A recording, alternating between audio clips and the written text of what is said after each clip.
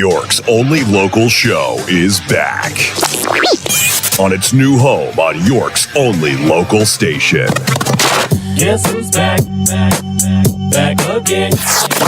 This is the Gary Sutton Show on WOYK. I'm back. Now, broadcasting live from WOYK's downtown York studios inside Wellspan Park, here's Gary Sutton.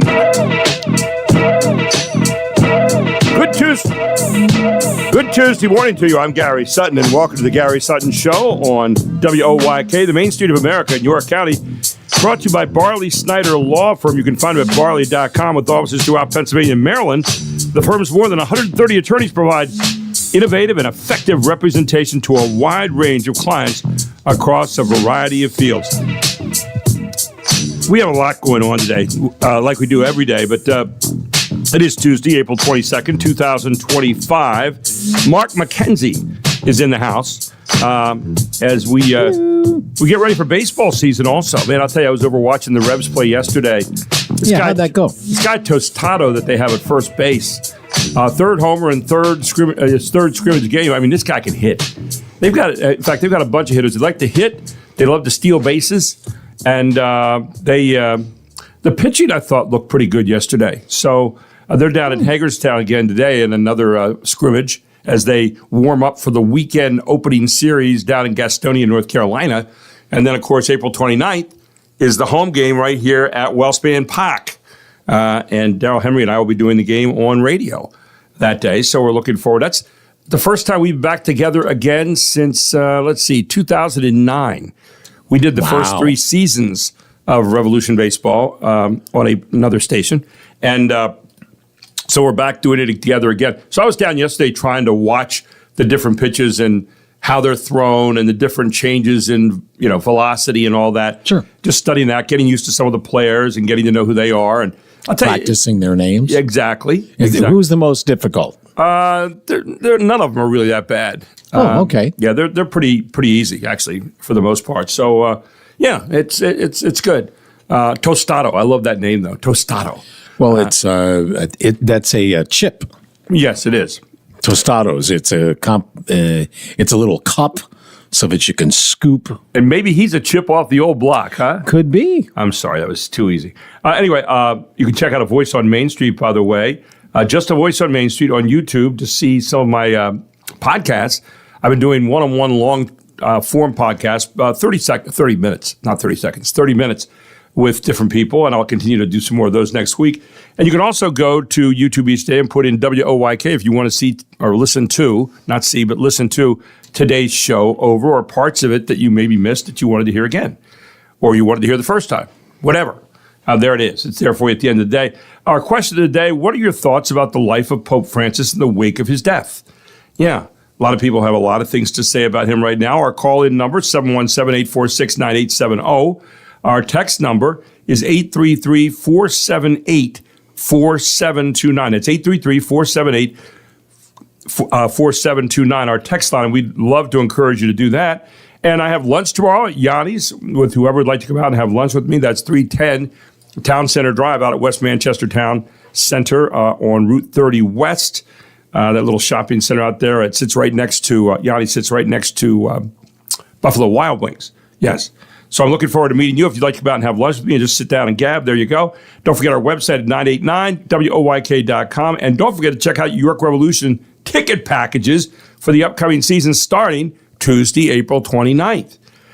And I'll be meeting people right outside the stadium doors here at a table right outside our studio. So you get a chance to meet me that night, and I'd love to say hello to you. Today is National Jelly Bean Day. Mark and I both kind of decided that jelly bean on the food chain of, sweet foods, not high. Not really. High. No, not unless you go with Jelly Bellies and some of their exotic flavors. And they're of some interest, but that's about it. Just kind of a curiosity more than anything else. That's it. Yeah. So it's Buttered also popcorn jelly bean. It's also Earth Day, or as I like to call it, Tuesday. I don't really care about Earth Day. I got to be honest with you. I haven't felt guilty for a long time because I try to do my part to take care of the earth. And although I don't eat every bite on my plate or anything like that, and they say that it hurts the earth. So I guess I should take on a little bit of guilt this morning. I'm sorry I can't. It's also 19 days to Mother's Day. 19 days, Mark. So 19 days to get your mom a gift. Your mom is 90 now, right? Yep. There you go. I just got her a birthday gift, so okay. now I got to get her another gift. Yeah. Oh, great. It means you got to spend more money. I'm not worried about that. It's just coming up with an idea. Oh, yeah.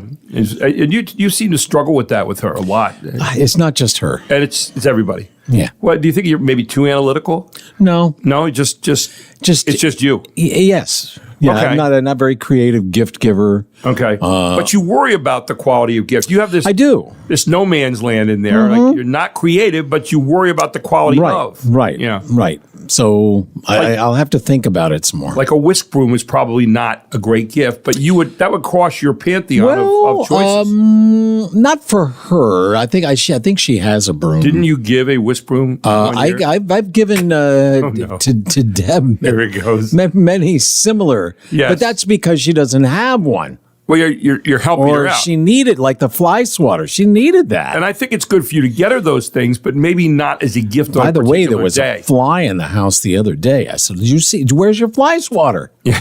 Jeez. Oh, my. Sorry, Deb. Anyway, James Sanders will be up this morning. Talking a little bit about some of the economic stuff going on. He's got a great article he's going to dissect for us. Walt Oakham's going to be in here this morning to talk a little bit about your computer and some of the things you need to do to keep that safe and make it work right and make sure that someone else isn't working it for you. So we'll have that this morning.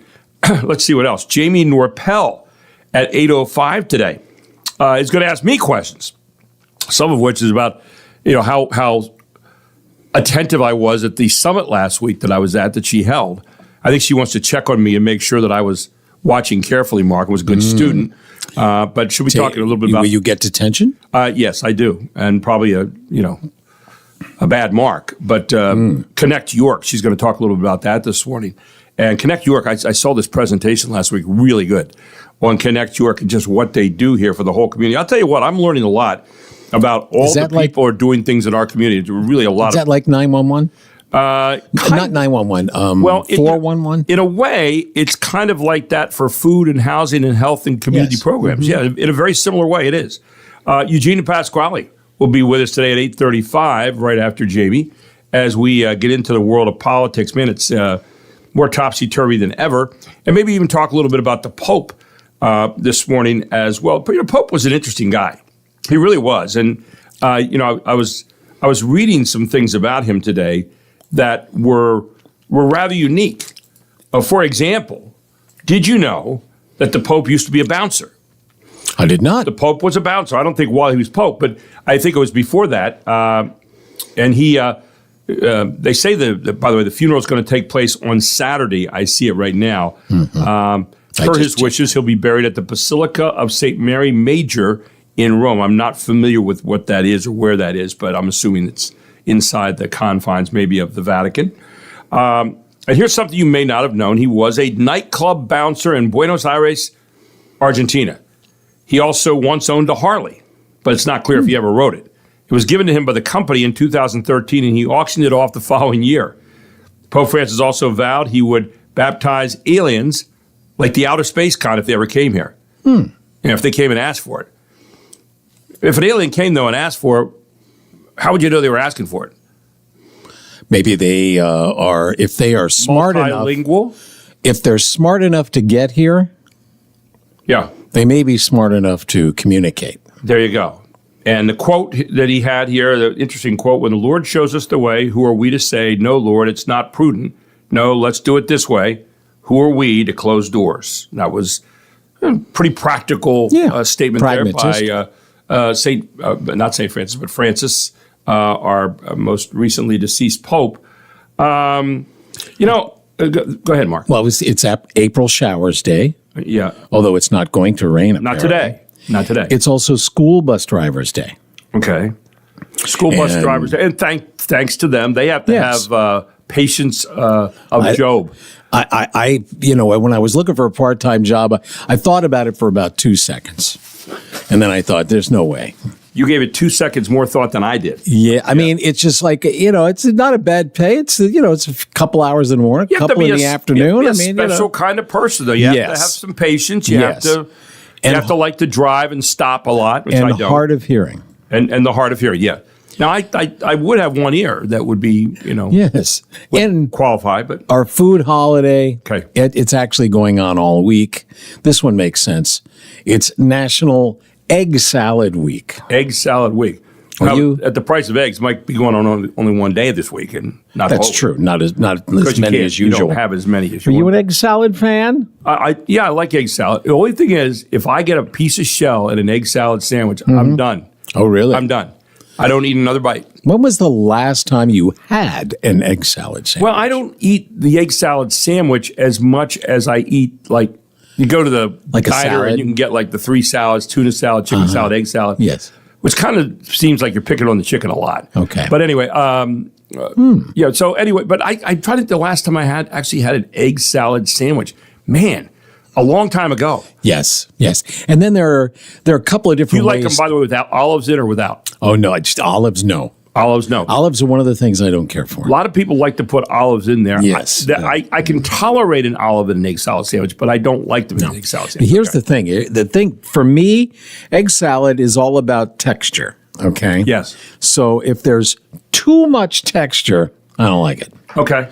If there's the chunks of white are just too big. Yeah. So You I've didn't sign up seen it, for that. No, and I've seen it, where some people they chop it up, but it's I don't want to call it finely chopped. But then there are some people who use like a fork and they mash it after they cut it up. Yeah. Then they mash it so that it becomes like this mush. Yeah, exactly. Yeah, You like that? I could eat that. Yeah, that's okay with me too, because I know what I'm getting there.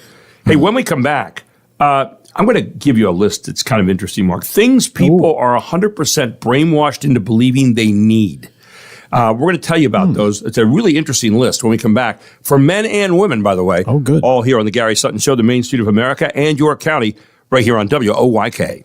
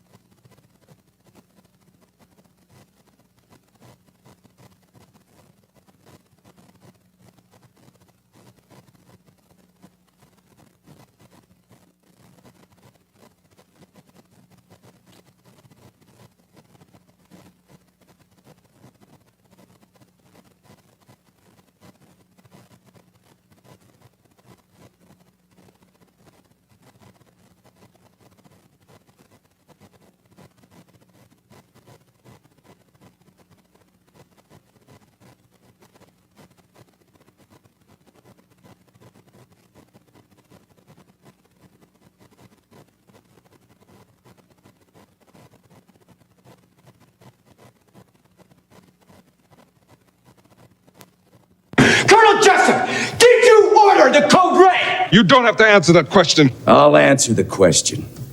You want answers? I think I'm entitled. You want answers? I want the truth! You can't handle the truth!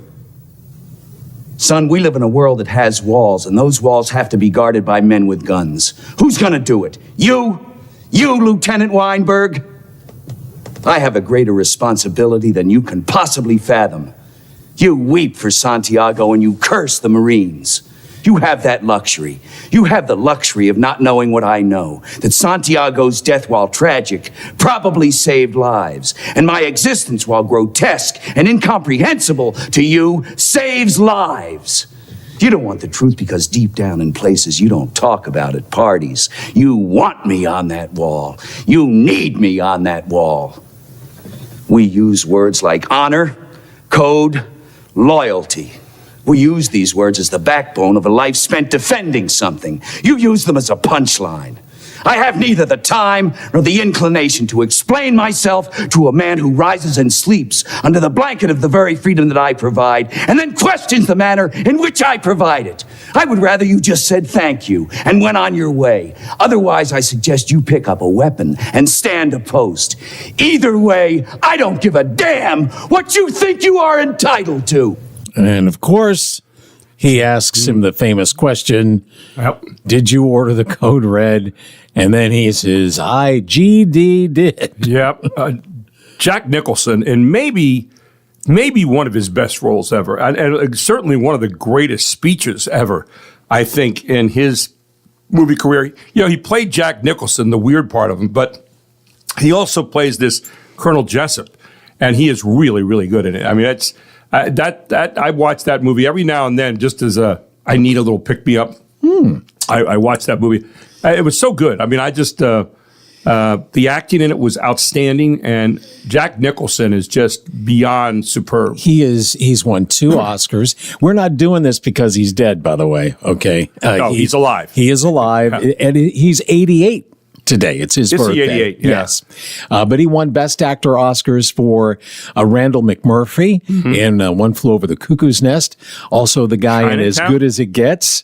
As Good as It Gets is I shouldn't have said this so quickly, but As Good as It Gets is maybe as good as it gets. I mean, that movie, he is so good on that in terms of changing by the moment. Almost everything. Best Supporting Actor for Terms of Endearment. He received Oscar nominations for Easy Rider, 5 Easy Pieces, The Last Detail, Chinatown, Reds, Prizzy's Honor, Ironweed, A Few Good Men, and About Schmidt. Yeah, the About Schmidt movie was really good too. And of course, The Shining. Who could forget The Shining? Oh my Lord! The Shining's another great one. Here's Johnny. Something's got to give. Anger Management. Something's got to give is another good one. Who's he play opposite in that? It's what's her name? Hang on, thank goodness. Woody Harrel's or Woody. No, it's not Adam Sandler. Yeah. Adam Sandler was the main star, and Jack Nicholson. They were the two that got into it with each other. Woody Harrelson was in it. John Turturro, Marisa Tomei as well. Something's got to give. It was Keanu Reeves, and what was the name of it? I can't never remember her name. Yeah. Diane Keaton? Diane Keaton. That was it. Yes. I was, and that is another good one. I mean, the guy has been in everything. Just a quality actor. And there were a lot of good actors in that movie and A Few Good Men. It really was. He won also, his 12 Academy Award nominations make him the most nominated male actor in the Academy's history. Wow. He was honored with the AFI Lifetime Achievement Award in 1994, the Cecil B. DeMille Award in 1999, and the Kennedy Center Honor in 2001. Yeah, I mean, the guy is he's a very accomplished actor. You don't hear much about him outside of acting, though. Just don't get into an accident with him. That's what I'm just going to say. And he's a big basketball fan, big NBA basketball fan. He's in the front row a lot of times for the LA Lakers.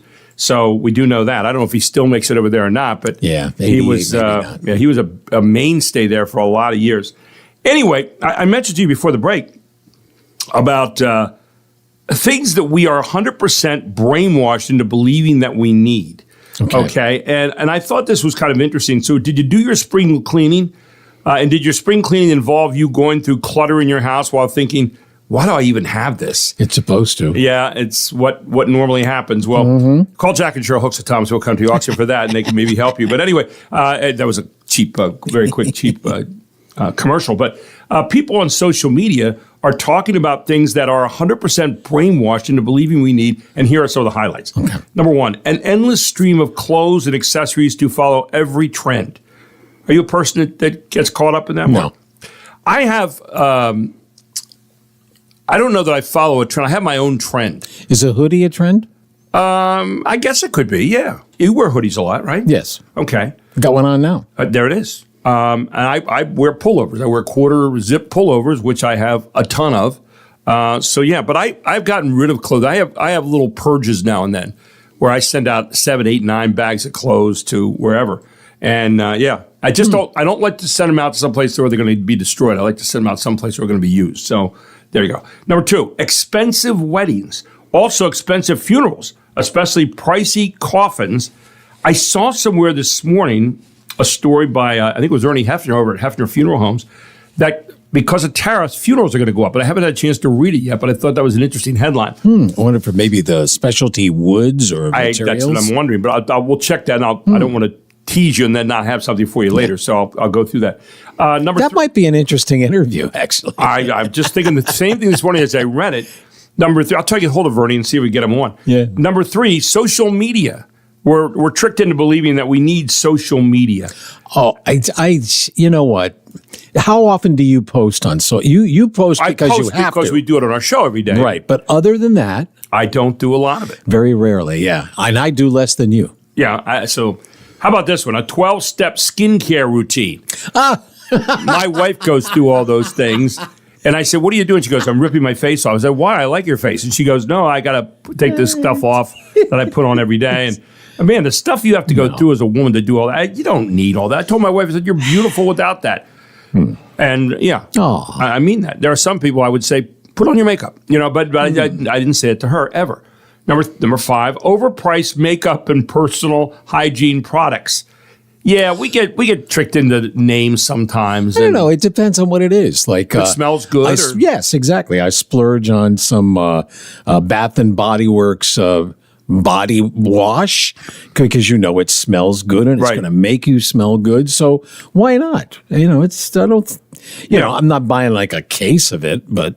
I'm not going to comment on that. Is that too much? Let me lift up my arm and see if you can smell my my deodorant. Yeah, you need to splurge some more. No, anyway. No, you're fine. I do the same thing. I put on some stuff I have at home. It's I'm not a cologne guy anymore, though. I do and I do it lightly. I'm really aware of people around me. I appreciate that, by the way. Thank you. I don't. I mean, I just I don't like to, dig me kind of burden. What is your go-to? I have a thing called gingham, and there's another thing called noir, Noir, which is French for night. Noir is the way you say that. Yeah, Film noir. But yeah, here's something that we're tricked into thinking is important: super white teeth to the point where it looks unnatural.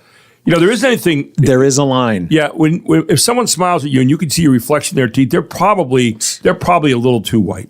I'm just saying. Plastic surgery, also butt implants or butt lifts. I don't know about that one. I haven't. I mean, I see people, I guess, that have gotten them. I don't really look at that much. So, yeah. A car. I'm not going to say anything. Or a new car immediately after you paid off the current one. Oh. I just bought a new car and I paid for it all at once. And I said, that's it, because I talk about my Mitsubishi Outlander all the time, and to a point of annoyance, probably. Anyway, a fabric softener. We're tricked into thinking we need fabric softener. The newest phone every year, no matter the price. This was probably the most common answer people gave. Some people do it to have the latest tech and features. Others do it for the status symbol. And some people noted that the manufacturers push it through planned obsolescence. Okay. And then we have a gender reveal. Really? I don't need to know that. A replacement. You can fix stuff. You don't always need another one. That's Gen X. Generation thing. Yeah, it is. Number 14, to carry a water bottle around and drink water all day long. Like, see how I never healthy get I am? that. Yeah, I don't get that just either. Put it away. That's why they're buying. They have these big cups and all. It's like you got to carry that around all day. And here's what I've changed on. Gobs of toothpaste. I used to be that guy. I thought the more toothpaste on there, the cleaner the teeth. No. You only need a pea-sized amount. And the reason I went to that is because somebody saw the reflection in my teeth at one time, and they said you went too white on that. That's out of Ask Reddit this morning, so I know it's true. We have more news coming your way here at 6:35 on the Gary Sutton Show on WOYK. It is the main street of America and York County. And back with more right after this.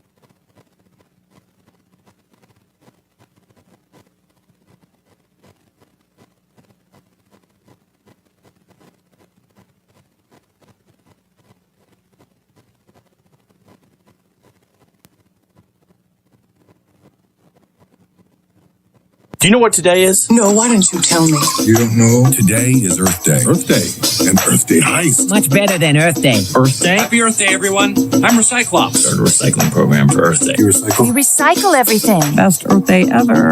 Holla. Happy Earth Day. How about some Earth Day entertainment? This is a CBS News Special. Earth Day, a question of survival.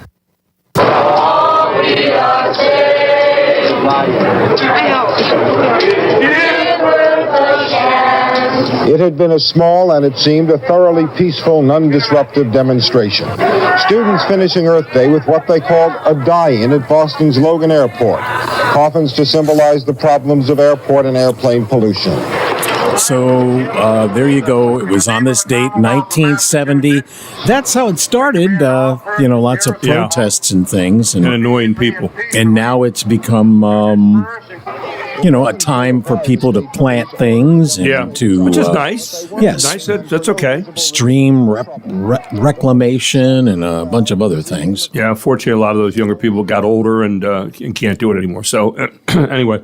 The Earth Day, and not that we don't want to take care of the Earth. I mean, we want to do the right thing by them. I saw this weird interview a little bit ago. I don't know if we could play that or not in a few minutes, but this, how people are witnesses to certain things. And there was an interview two sisters in Australia did yesterday. It's all over social media. It's one of the weirdest live news segments I've ever seen in my life. And the story that they were reporting on was serious. A guy in a red Porsche caused a deadly crash, then pulled a gun, shot a guy in the arm, stole an SUV, and got in another wreck before cops finally arrested him. Well, two sisters in their 50s named Bridget and Paula Powers were there. Now, their mom even tried to help the guy, not knowing he caused it. But their interview is going viral because they're identical twins who speak in unison. I'm not kidding you. There's a full minute of them telling a reporter what happened and saying the same words at the exact same time, and they didn't rehearse this. Do we have that, Mark? Yes. So listen, this is them responding to the questions by the police and telling their account of what happened. These are two identical twins standing there together, dressed the same, looking the same, reacting. And here's what they said. And one guy, he was up there with our mum. He went up there and he was coming back down towards us. And he goes, run, he's got a gun. And our heart started to pound. And I said, oh, Mum, where's Mum? And poor Mum was stuck up there. But apparently our brave Mum, she goes, are you all right? Because he had all blood all over his face. And he goes, I'll shoot you. She goes, hey, I'm here to help. Oh, my gosh. So they've been doing this a long time. Yeah. Sound like children of the corn. You're worried a little bit.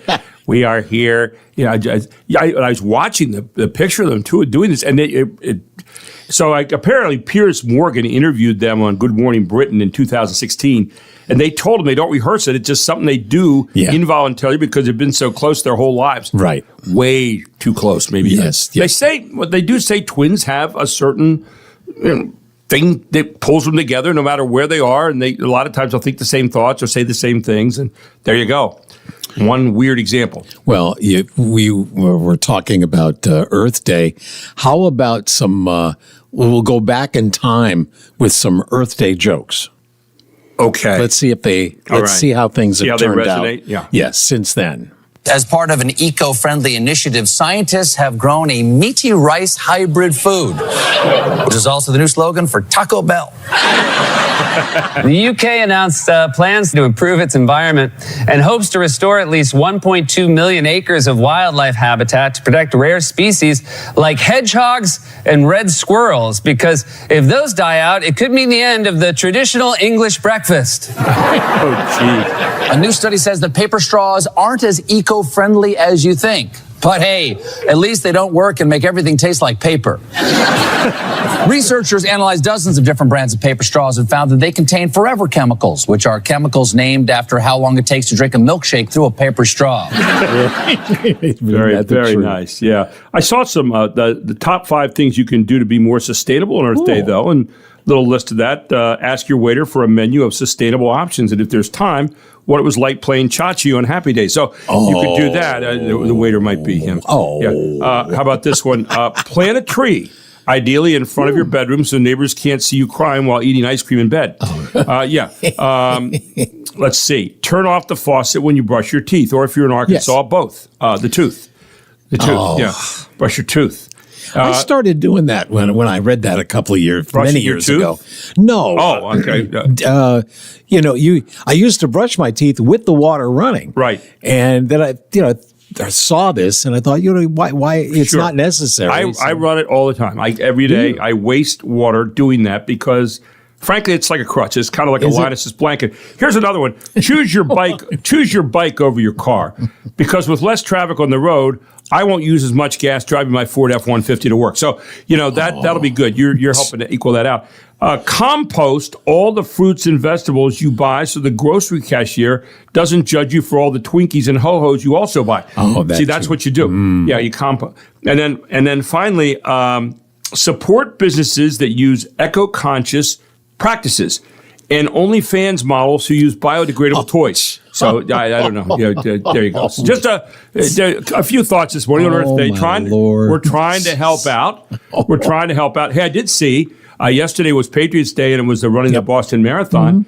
And I saw where the Boston Marathon sits, atop the bucket list for a lot of distance runners. Nearly 24 runners from Adams and York counties finished Monday's iconic race. Hanover's Matthew Martino had the fastest time among the locals, finishing in 2 hours and 30 minutes. Wow, that's pretty good. John Corer won the men's race in 2:04:45, and Sharon Lakiti won the women's race in 2:17:22. So 2:04. I mean, you're 26 minutes behind the winner.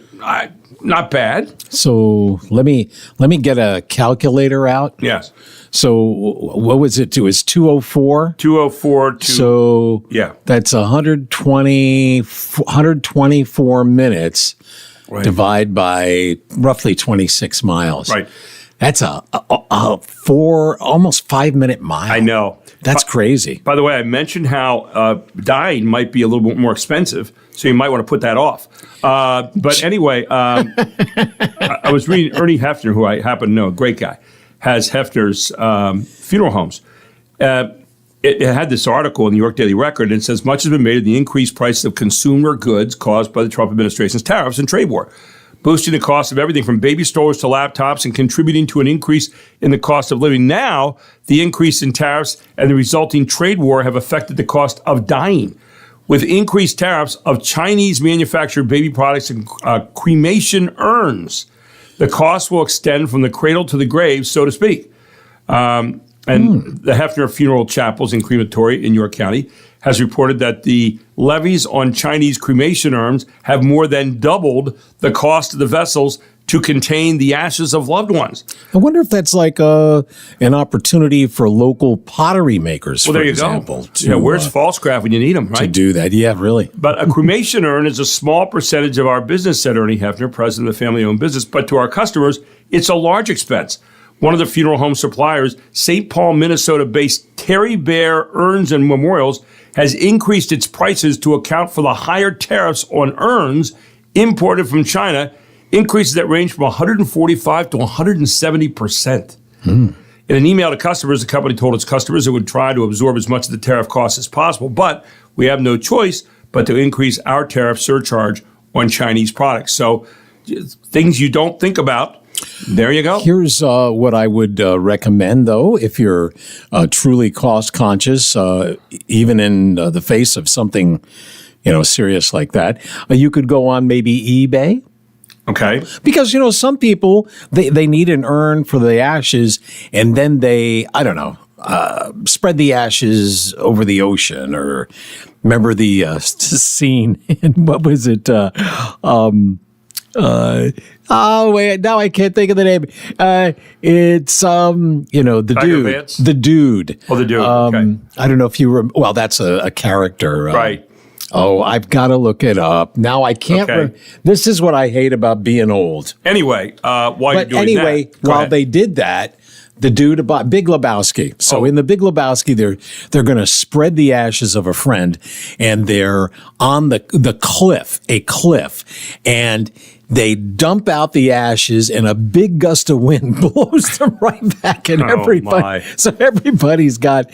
So then now you have an empty vessel, right? Yes. So you could do that. So my uncle. My aunt, she had his ashes there, and she gave me the urn after. She says, "Here, maybe you can use this," and I ended up using it. So wow, yeah. It's a used, but it's it's not like Doesn't that bother you? I mean, when you had the ashes of a loved one in and you use it like the ashes water the flowers or something. I mean, I don't know. No. The ashes are usually in a bag. Well, yeah, but I'm just and then the bag you put the bag. There's no ashes in. Right. Yeah. I guess you could do that. Yeah, that was not done. So you're not pouring Uncle Tom on the flowers, or mixing. Yeah, or mixing no, ashes. You don't need that. Right, no, it's just not part of what we do. If cost is a problem, then recycling is the way to go. Probably. By the way, some Social Security beneficiaries are going to be getting higher benefit payments this month, so they can pay for the cost of the earns that are coming from China. But no, as recently passed, a law kicks in for public sector workers whose benefits had been reduced in the past. The Social Security Fairness Act, signed into law in January by President Joe Biden, eliminated the windfall elimination provision, WEP, and government pension offset, GAPO. Those measures reduced or prevented Social Security benefits for more than 3.2 million people with a pension and whose past work wasn't subject to Social Security taxes, according to the Social Security Administration. Now, affected recipients include police officers, firefighters, postal workers, and public school teachers. The SSA began sending payments in February, and by March 5th had paid more than 1.1 million people more than 7.5 million in retroactive payments, the agency said. And the average amount of the retroactive payment, $6,710, not insignificant. As of April 11th, the SSA had processed 81% of the retroactive payment adjustments for 2.3 million recipients. So there you go. That's fascinating. Some good news there for some people, right? Fascinating. Yes, I think so. Still to come.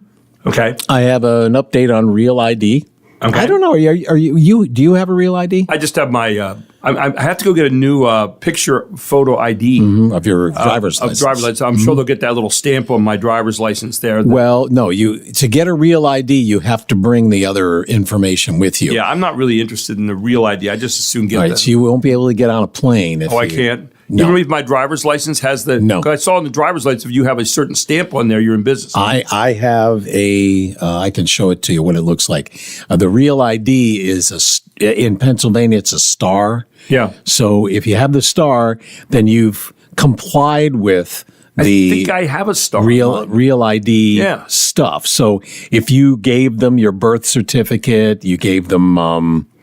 There's a couple of things. It's not a lot of stuff. Yeah. It's more. Is a passport involved in there? A passport can help. Yeah. If you are a woman, though, maybe if you were divorced at some point, right? If you changed your name, you would need the actual court, I believe, designation for that. Yeah, it's a little bit harder for some. Or if you were people. changing over to be a woman, then you have all kinds of things. But the Real ID, new picture. The deadline is coming. It's about 2 weeks away. We'll have an update on that.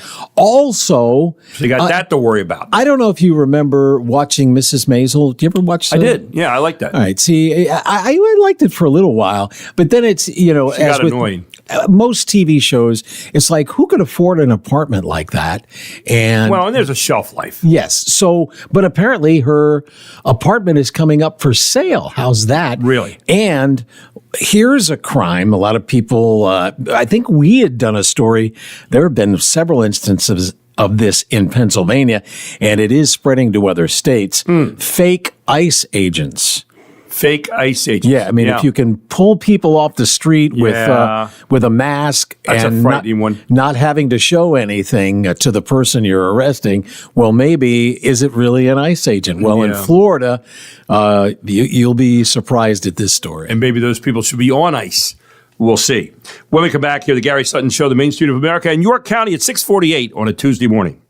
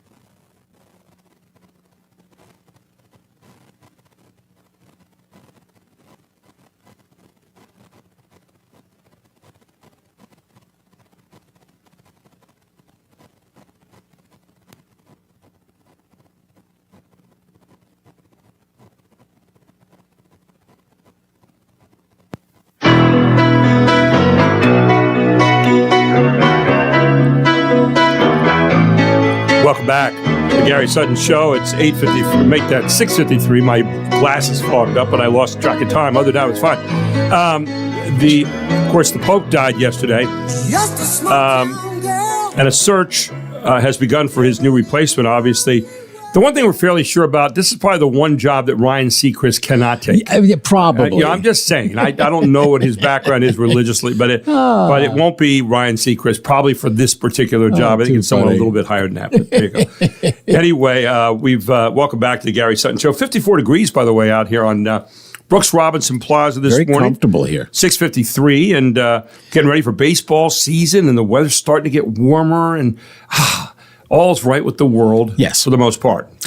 Did you play golf yesterday? I did. I walked 9 holes, and then I practiced for about 2 hours last night, and because I needed it. Believe me. Okay. Yeah. Well, let's get an update on the Real ID. This is the ID that in Pennsylvania they have been putting off and putting off and putting off. Right. But now the deadline is, well, I'll let her. No, this line in the sand. No, this line in the sand. Really? Yeah, right. Yeah. The Real ID is a state-issued driver's license with a black or gold star in the top right corner, which means it meets the security standards required by the Real ID Act. Passed in 2005 after the 9/11 Commission warned it was too easy for bad actors to get a driver's license. The travel requirement has been repeatedly delayed. Now some DMVs across the country are extending hours or even opening on the weekends so people can get this done.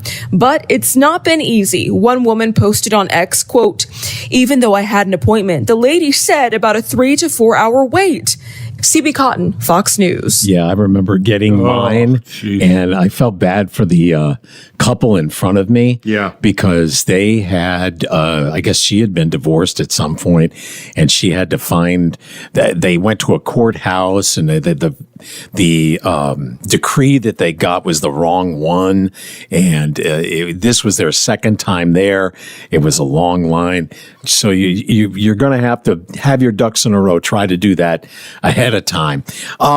Speaking of security, check this story out. We've had a couple of them here in Pennsylvania in the last couple of months, and you wouldn't think that being an ICE agent would be something that people would fake, but you would be wrong. Bay County Sheriff's deputies say the former girlfriend went to the wife's workplace wearing a shirt with ICE emblazoned on it and ordered the victim, who is in the process of becoming a legal U.S. resident, to go with her. 52-year-old LaTrance Battle is charged with kidnapping and impersonating an ICE officer. They say the victim eventually escaped from the apartment she was taken to. Deputies later identified their suspect and arrested her. Gary Baumgarten, Fox News. She faked. She abducted someone as a fake ICE agent. And that with all the stuff going on. I mean, that right there. If you're going to throw a book at somebody, there it is. Taking advantage of someone by someone that you're supposed to trust, and you don't.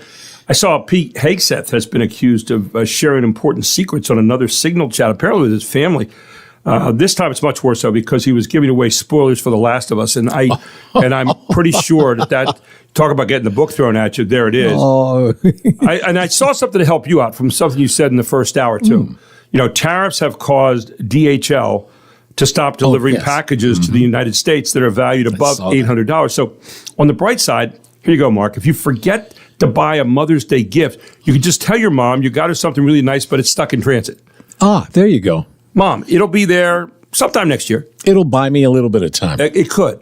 I'm just saying, not that you would do that, but I'm throwing that into the pantheon of choices. It's I might get desperate. Glad to help. Let's continue with how about some health news with House Call for Health. The key to living a long life is to eat a lot of meat when you're young and then transition to vegetables as you age. That's according to a study by researchers at the University of Sydney in Australia. Analysts looked at food supply and demographic data from over 100 countries between 1961 and 2018, taking into account factors like population size and national wealth. They found that young children live longer when animal protein makes up a large portion of their diet. That's because meat contains essential amino acids and nutrients like iron and zinc, which are easily absorbed. But adults over 60 benefit more from plant-based proteins like peas, tofu, and chickpeas. House Call for Health, I'm Anna Eliopoulos, Fox News. And I was looking at a a new couple in Hollywood. New evidence that Elizabeth Hurley, the actress, is dating Billy Ray Cyrus. No kidding. Yesterday, she changed her relationship status to desperate. Billy Ray Cyrus and Elizabeth Hurley really are reportedly dating. No kidding. They're Hollywood's new it couple, and if you've been in a coma since 1996, so that's the it couple. It's a little out of been a little out of Hey, speaking of entertainment, remember Mrs. Maisel? That yes, Netflix was a Netflix show. Her apartment apparently going up for sale. Check this out. Fans of the marvelous Mrs. Maisel now have a chance at her marvelous digs. What was a wedding gift? A wedding gift to a married couple, a gift for you and Miriam. You say there's no longer a couple? Fine, I'll take it back. The posh apartment in real life is now on the market for $1.75 million. The Classic 6 in Manhattan's Morningside Heights, available for the first time in more than 30 years, features 11-foot ceilings, 3 bedrooms, 2 fireplaces, and views of the Hudson River in the Strathmore, built in 1909, which plays the exterior of the building. The interiors were actually created on a soundstage. Woody Allen's Deconstructing Harry was also filmed at the building. Lillian Wu, Fox News. And finally, in a book coming out, Christy Brinkley divorced Billy Joel because of his drinking. She says that some nights Billy would empty a bottle of Jack. Oh, that's terrible. I'm sorry. It wasn't too bad. Coming up next, James Sanders dissects an article on the economy with us and shares some things you may not know. All here on WOYK. But first, news at the top of the hour. It's 7 o'clock.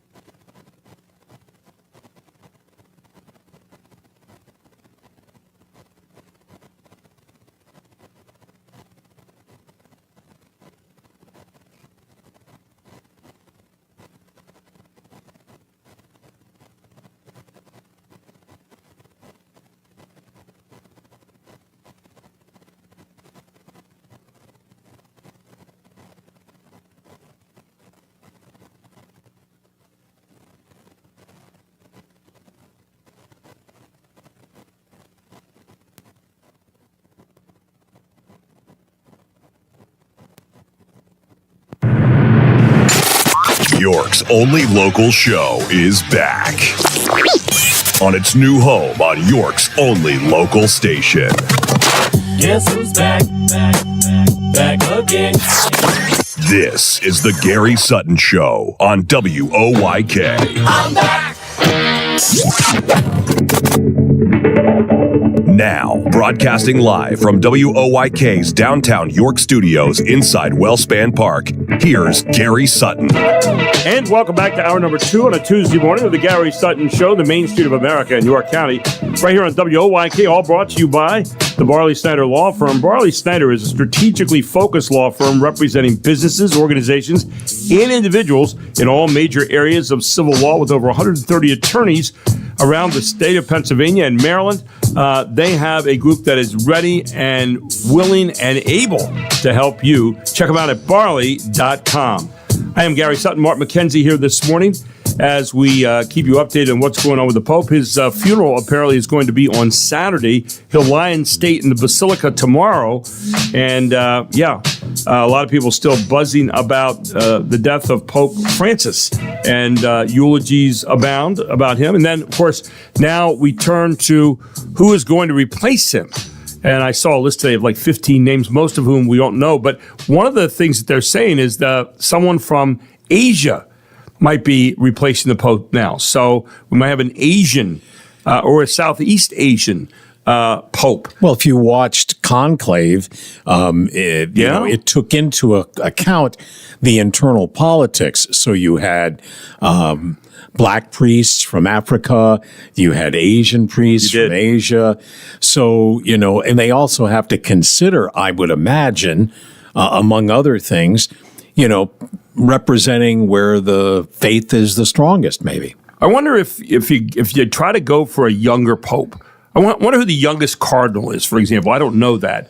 But wouldn't a little longevity here might work? I don't know. I would imagine that might work against you because, they're you think you don't know that much. You haven't been around for a while. Well, that's part of it, I think. But the other part is that, things ebb and flow. They change all the time.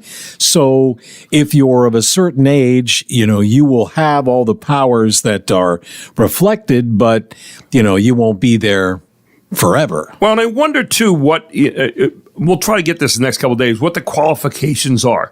Because you're a cardinal. You've already achieved a certain level. Mm-hmm. I mean, that's the highest you can go before a pope. Mm-hmm. Or is there more to it than that? I mean, I wonder if, I don't know, some say like Benedict was conservative and Francis was more liberal. And I wonder if those kind of things kind of feed into this as well. I don't know. It's got to be... like if you remember in Conclave, there were several charismatic, priests or cardinals. So you in the early part of the movie, you're trying to think, well, is it going to be him? Is it going to be this person? So they have some sort of charisma. But they do check you out. They do, right? So it's not the only thing. Liberal and conservative play a role. Right. Where the faith is the strongest plays a role. It was very interesting to see, a place where I was unfamiliar. I love that movie. It was really good. And then having to go through think about the time that it took to write that down, their vote down, and then have to walk down and do that thing. Yeah. However many cardinals times it was, and it must have taken forever. Of course, there are probably more cardinals now than ever. But. Right. Yeah. And so they, if you want to watch an interesting movie on how they picked the Pope, watch Conclave. The process. It was one of the big movies this past year, but it is a movie, but for the most part, they track the steps pretty well. Yes, the historical aspect of it. And who does what and how they get around to choosing a new Pope. And of course, then hope the white smoke that comes up at the end when they finally choose that and people will know that they got a choice. Mm-hmm. Anyway, with that, we turn to James Sanders this morning, our business blogger, who has really sent me a great article this week. James, good morning. How you doing? Good morning, Gary. This is one of the best articles in the Wall Street Journal, by the way, how the U.S. lost its place in the world's manufacturing powerhouse. Because I think a lot of people don't know the process by which that happened. And, of course, President Trump is betting that his tariff plan is going to restore us in terms of our manufacturing, but there are a lot of economists that are skeptical. Tell me a little bit about this article by, I think it was Justin Lahart in Wall Street Journal. Yeah, we've been talking for weeks, Gary, and it feels like it's ad nauseum about, what is Trump doing here? Right. And I thought this article hit upon one of the big topics, which is, how do we onshore manufacturing back in the U.S.? And this article gives a nice perspective over, kind of looking at the early 1930s till modern day as to where manufacturing peaked and where it sits today. So if you look at kind of the post-war, World War II, post-World War II time frame, they're saying about 35% of jobs, private sector jobs in the U.S. were manufacturing based. And then over time, as that middle class developed, right, the jobs in the manufacturing roles started to migrate to lower cost areas. So you started to see things like furniture manufacturers, clothing manufacturers migrate down to the southeast, and then ultimately auto manufacturers started to move out, to overseas or move to other low-cost jurisdictions. But it tracked over time, and it was interesting to see as the U.S. developed its middle class and the needs of that middle class continued to grow. Well, obviously the wages continue to grow. Well, manufacturers have to watch their costs. And if that's the case, then they've got to look for other ways to make their products profitably. So as you tracked it over time, you saw the manufacturing start to migrate into lower cost jurisdictions. And then it hits on the 1990s when NAFTA was put in place. So you had the lower cost jurisdiction in Mexico. So you start to see manufacturing migrate there. But then it really hit upon when China joined the WTO in 2001 and how China just absolutely took off like a rocket ship because it allowed foreign investment into China. And you saw a lot of these manufacturing jobs and roles go to China, which ultimately hits the U.S. and other, more developed economic regions of the world, hits their manufacturing base because the jobs are flying. There's a flight to the lower cost jurisdictions. Go ahead. No, go ahead, Jim. So it gives a nice historical perspective as to what Trump is call it annoyed with. Is the fact that we, gave away the farm with some of these agreements and didn't necessarily protect some of our national interests. It was interesting in the article here. It helped too. It said, thanks to the high school education movement that began in the early 20th century, the U.S. had the most educated workforce in the world at that particular time. We also were developing, interchangeable parts, assembly lines. We did all that. A lot of our goods were really high tech for the time. It talks about that. And they said making them in America as opposed to some other country made sense because staying on the leading edge required research and development teams working closely with the factory floor, and that meant being here. But they also said something really fascinating to me. It said in the post-war years, more Americans joined the middle class, driving jumps in spending on long-lasting durable goods like cars and appliances for their newly purchased homes. America was America's best customer for manufactured goods. And I guess, as we bought a lot of these goods, as we became more affluent, we also decided to kind of shift into the service sector instead of making the product sector. Talk a little bit about that service sector, because that is really one of the reasons that we've seen the shift in where those products are being made around the world, in Asia, in Mexico, in China, in places like that. Yeah, so the quality over time of these durable goods has improved. So if you remember, if you've ever seen or heard the stories, I was born in the 70s. The Japanese automakers came in with these cheap Toyotas, Nissans, or Datsuns at the time, and they weren't of the same quality. Well, they improved rapidly, and the durable goods that were produced overseas started to improve rapidly. You've seen that with appliances, for example, the influx of Asian-made durable goods. That has come in and displaced a lot of the U.S.-based manufacturing companies because the quality has improved. On top of that, you've seen a migration of jobs move to the service or the higher-paying roles in the finance sector, IT sector, consulting sector, accounting, professional services, because as a middle class develops over time, the nature of the beast is to continue to try and move up the economic curve. Well, the higher paying jobs are in those service sectors. Well, in those service sectors is where you have a lot of the cutting edge developments coming out of the U.S. That's where that's sitting. So that's why we've shifted from a manufacturing-based economy to a service-based economy where we're developing the intellectual property, we're providing the services, we're coming up with kind of the soft goods that are in demand by the rest of the globe. Well, that's great, that's nice, but the problem is, how sustainable is that and how can you protect that? That's where, again, Trump is coming in and saying we need to defend our national interests. Whether you agree with him or not, right. Who knows? But that's where that shift has come into place. Now, on top of that, you've seen investment of late from NVIDIA and Apple talking about developing manufacturing here in the United States. These are the higher end points of the manufacturing process that they're onshoring back here. Both to ameliorate Trump during his first term, then Biden had it with his CHIPS Act, and now Trump obviously is pushing it again to bring the manufacturing back. But the question is, are we making T-shirts and low-end appliances here, or are we putting together things, to cater to AI and the nuclear sector and power generation and higher-end durable types of products? Well, the other problem, too, is you look back on this historically, which is kind of where I like to live. You go after the war, you got the 50s, the 60s, the 70s, so you have this highly educated workforce in this country who are also getting paid higher wages. So then you turn to the service sector, and what happens is now you have a substantial production capacity in a low-wage country, and the major shift there is now saying, okay, we can make the same thing you were making, but we're making it cheaper because we're paying these people dirt cheap. And thus, now you have this other problem that comes in. It says, oh, wait a minute. If you bring those other countries onshore, or bring those other countries' industries onshore here or back to the United States, you're going to have to make it at a higher price because you're going to pay a highly educated workforce if you can find it. Can you stick with us for one more segment this morning here, James? Because I think we need to continue on this. This is too good an article to stay out of because there's still some more points to be made. James Sanders with you this morning with this great article. And the article is simply about how the U.S. lost its place as the world's manufacturing powerhouse and now how we're trying to get it back. All here on the Gary Sutton Show.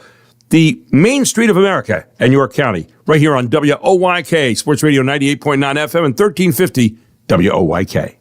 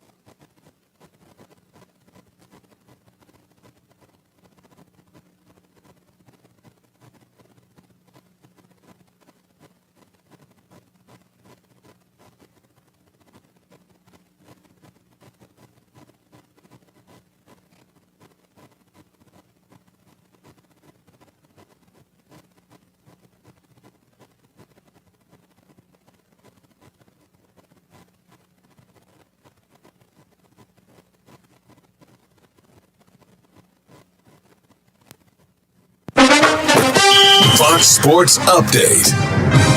3-point game. Here come the Nuggets. Think about taking a foul here. Brown passes up a three. Now he fires. Missed it badly. Jokic with a rebound. Clock ticks to 2. Jokic, no. And that is it. And the LA Clippers hang on in a thriller. On TNT, the Los Angeles Clippers evened the Denver Nuggets at 1 game apiece in their best-of-7 first-round playoff series. The final score last night, 105-102 Clippers. Game 1 went to overtime. This nearly did as well. Kawhi Leonard led the way for the Clips. Two-time NBA Finals MVP scored 39 points last night in Denver. The Nuggets got a triple-double in defeat from Nikola Jokic, 26 points, 12 rebounds, 10 assists. Series is even at 1, heading to Los Angeles for Game 3 Thursday. Brunson gets it in, caught by Towns. Brunson will fire, and that's it. The Pistons end the longest losing streak in NBA playoff history. They win their first postseason game since 2008. Since Game 4 of the 2008 Eastern Conference Finals. On TNT, the Pistons beat the Knicks at Madison Square Garden, 100-94. Detroit snapped a 15-game losing streak in the playoffs with its first postseason win in 17 years. Cade Cunningham led Detroit with 33 points and 12 rebounds. Game 3 Thursday in Detroit. Stanley Cup playoffs, the NHL's new all-time leading goal scorer, Alex Ovechkin, scored the game winner in overtime for the Capitals last night, who beat the Canadiens in Game 1 3-2. Ovechkin scored the first goal of the game for the Caps and also assisted on the team's second score. NHL best Winnipeg up 2-0 on St. Louis after a 2-1 victory last night. The Stars beat the Avalanche in overtime 4-3 on a goal by Colin Blackwell. Series tied 1-1 going to Denver. High scoring Game 1 in Los Angeles. The Kings outlasted the Oilers 6-5. LA led this game 4-0. It's Game On, the Fox Sports app. Available wherever you download apps. I'm Jared Max. Get more on the Fox Sports app and foxsports.com. WOYK News Time 7:22 here on a Tuesday morning with James Sanders, our business blogger, who's been talking about this article in Wall Street Journal, one of the best articles I've seen, how the U.S. lost its place as the world's manufacturing powerhouse. And James, one of the things that it said in here after the 1950s, manufacturing's role in the U.S. economy began to slip. Some of this came about because Americans were becoming more affluent and devoting more of their time spending to services such as travel and restaurants and medical care. And the one person said here in the article, you get richer, you can only buy so many cars, and you start buying services. But one of the things that Mark asked a moment ago, I thought was a really good question. We were talking off air, and Mark said, you know, what about our capitalists in this country who decided to leave the country, continue to make the products, but then had the allure of making them with cheaper hands doing the work in Asia, in Mexico, and so forth? Did they realize at the time what they were doing in the sense of, you know, where we stand today, people wanting to onshore the business, bring them back now, and somehow saying, but we want to have people make a livable wage again when we're used to doing it that way over a longer period of time since like the 1950s? Does that make any sense? You threw a lot out there. Yeah, you threw a lot out there. I know. And what I will tell you is the number one job of a business owner, you know what it is? Make a profit. Stay in business. Yeah. Stay in business. And if what you're seeing is the cost, you know, if your number one cost is labor and that continues to escalate to the point where it's crowding out your ability to reinvest back into your product or service offering, you've got to go look for a lower cost somewhere. You've got to look for a way to make it more efficiently. And the easiest way to do that, especially if new markets are going to be open to you through things like NAFTA or the WTO, is if you can produce overseas and the cost to ship that back and onshore to where your consumer is, which is the U.S., if that cost is bearable and you can do it at a lower cost point and still maintain your pricing power, of course a business owner is going to go and look at that. Well, let me jump in on you real quick right there for a second, because I think you make a great point. But then if you're Donald Trump, you say, now I want to onshore these products again and bring them on back, and you get into this moral aspect of a lot of the companies out there that had sweatshops and so forth making their products. Now you say, but we're going to bring it back here now, and we're going to have people make a living wage. and we're going to have people now do these at a higher rate, and people aren't buying. I mean, people are going to say, wait a second, we're used to doing business this way, which was kind of under the table if you think about some of it, and now we're going to do it above the table, and we're going to do it. He's got a tough sell, doesn't he? He absolutely does, and you bring up the big moral dilemma. That's right. That's the drive behind that whole Buy American theme, right? It's and you've seen it for years and years and years. Buy American, keep it on shore. Well, that's great. People want to do that, but at the end of the day, a business owner's number one job is to stay in business, and you can only buy American for so long until you can't make any more money and go out of business. If you're a capitalist, though, and you're taught to, my number one job is to stay in business. I want to make a profit. I want, and for people who are engaging in capitalism as the buyer, you say, well, I want to go out and buy something at the very best price, but I also want to get good quality. And let's say I'm getting that from somewhere else, and all of a sudden you shut it off with a tariff. You say, nope, can't get it there anymore except at a higher price. Now you've got a dilemma for capitalism a little way, in kind of a way, don't you?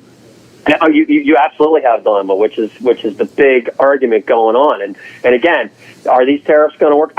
You got me. I have no clue. But is he trying to negotiate a fair trade deal with these countries overseas to say, hey, listen, you better start playing by our rules? So I don't. Again, each country he's doing deals on a one-off basis, and I think he's really focusing in on China because he really believes that China is the source of, a lot of the strife that's going on with our unfair trade, both with them and around the world.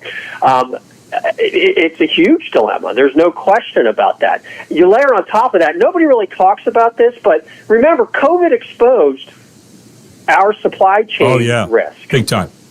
And there's a cost to having that happen. Now, I understand that a pandemic like that, it's a small percentage chance that it's going to keep recurring on a regular basis. But the fact that it happened, and the fact that we were so exposed as a U.S. economy to it, and it spiraled us out of control for a bit, and also led to a major amount of inflation on top of the government spending that was going on.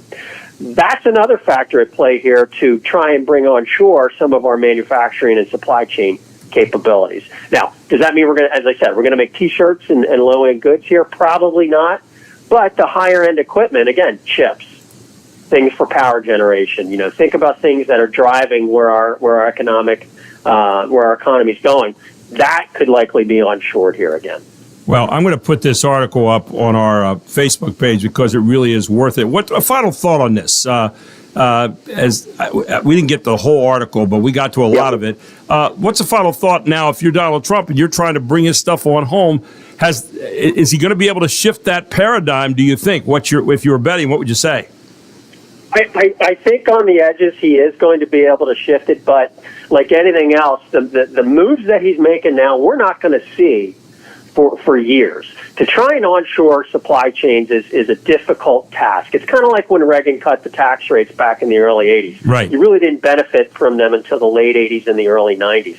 I think the same thing will likely occur here unless Trump falls flat on his face, which I don't think is going to happen, but I think what you're going to see is a stronger supply chain and manufacturing base here, but you're never going to see it back at that 35-40% rate that we saw back in the 1950s and late 40s. Well, I think the other part here too is how we're making various goods, because that has changed also over that 70-year period since World War II, when we're now making things differently. We've got other parts coming in. I think President Trump understands that, too, as he's trying to give a break to people in various parts to put things together in one place, right? 100%. I totally agree. We're not making by U.S. anymore. No, we're not. And not making them all in one place either. So, fascinating article. I put it up on Facebook at Gary Sutton Show. Please read it. It's a wonderful article. How the U.S. lost its place as the world's manufacturing powerhouse. Might be the best thing I've seen, James, in terms of laying out the timeline in this whole thing and just what occurred and how it occurred and how we got to the point we're at today with the whole tariff thing. 100%. I agree with you, Gary. I found it fascinating. James, great article. Really appreciate you taking part for us this morning and sending it our way. And we look forward to next Tuesday with you, my friend. Thanks so much. Absolutely, Gary. Have a great week. Have a great week. James Sanders, again, check this article out at Gary Sutton Show on Facebook. Again, we didn't write it. Wall Street Journal is the one we attribute the article to, but it's right there for you to read. Please check it out. We'll take a break. We'll come back with more of the news that is happening around you today, locally, state, and otherwise. All here on the Gary Sutton Show. Back with more right after this at 7:30.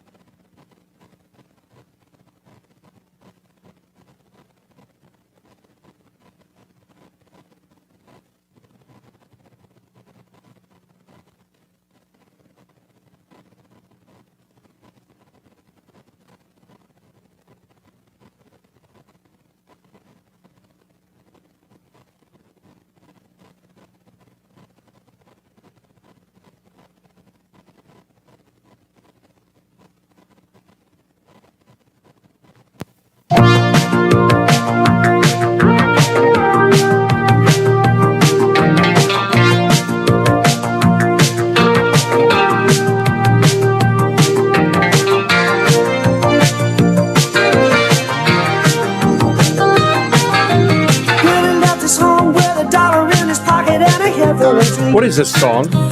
This, we've been focusing on 1981 for bumper music today, and this is Rod Stewart, and the song is Young Turks. Young Turks. Okay, I had forgotten this song, but yeah. See, that's what I like about doing it this way. Revisit, yes. Remember, tomorrow we have done TV show themes over the last, I don't know, month, I guess. Oh, yeah. But tomorrow we are going to switch it up a little bit.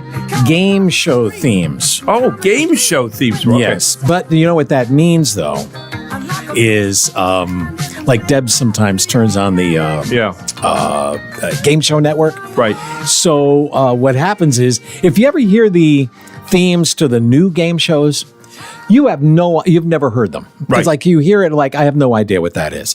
So I've got to go back in time we've got to go back in time for some, stalwarts like there you go. The Match Game. Sure. And you have some of that music in there, and it'll be Jeopardy. Good. Well, by the way, you don't have to go back in time to go out to your computer, because what they'll do is they'll get you up to time. If you are losing time because your computer is broken down, or if you're losing time because you've been invaded on your computer, or if you're losing time for any reason, they'll get you back on time at York Computer. They're located right now at 2069 Carlisle Road in York. I say right now because it'll be all day and going forward. That's like a dumb statement. But anyway, you can give them a call any day, by the way, between 9 and 5 at 717-739-9675. They're open Monday to Friday, 9 a.m. to 5 p.m. And with us this morning, Walt Oakham, who is the founder of the Feast out there at York Computer. Good morning, Walt. How you doing? Hey, doing great, Gary. Walt, you've got a new name now. It's York Computer. It used to be York Computer Repair. What caused you to change the name back to York Computer?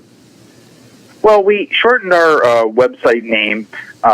It's just easier to spell. It's easier to type into the search engines, and so just shorter, sweeter, easier to do. You also have a couple new places people can go to find you, like yorkcomputer.net, where you say it feels good to have peace of mind. And then your digitalbodyguard.com as well. Talk a little bit about the extra websites that you can actually go to now to check out Your Computer, because you can find Your Computer in both those. Yeah, well, we have our location here on 2069 Carlisle Road. That's our computer repair shop. Right. And then the other part of our business is maintaining and securing computers. And that's what we are really specialized in, making sure that your computer is all secure and backed up and maintained on a daily basis. It's professional monitoring, and that's really our specialty nowadays. Well, I know you come across a lot of strange incidences of people trying to invade our computers.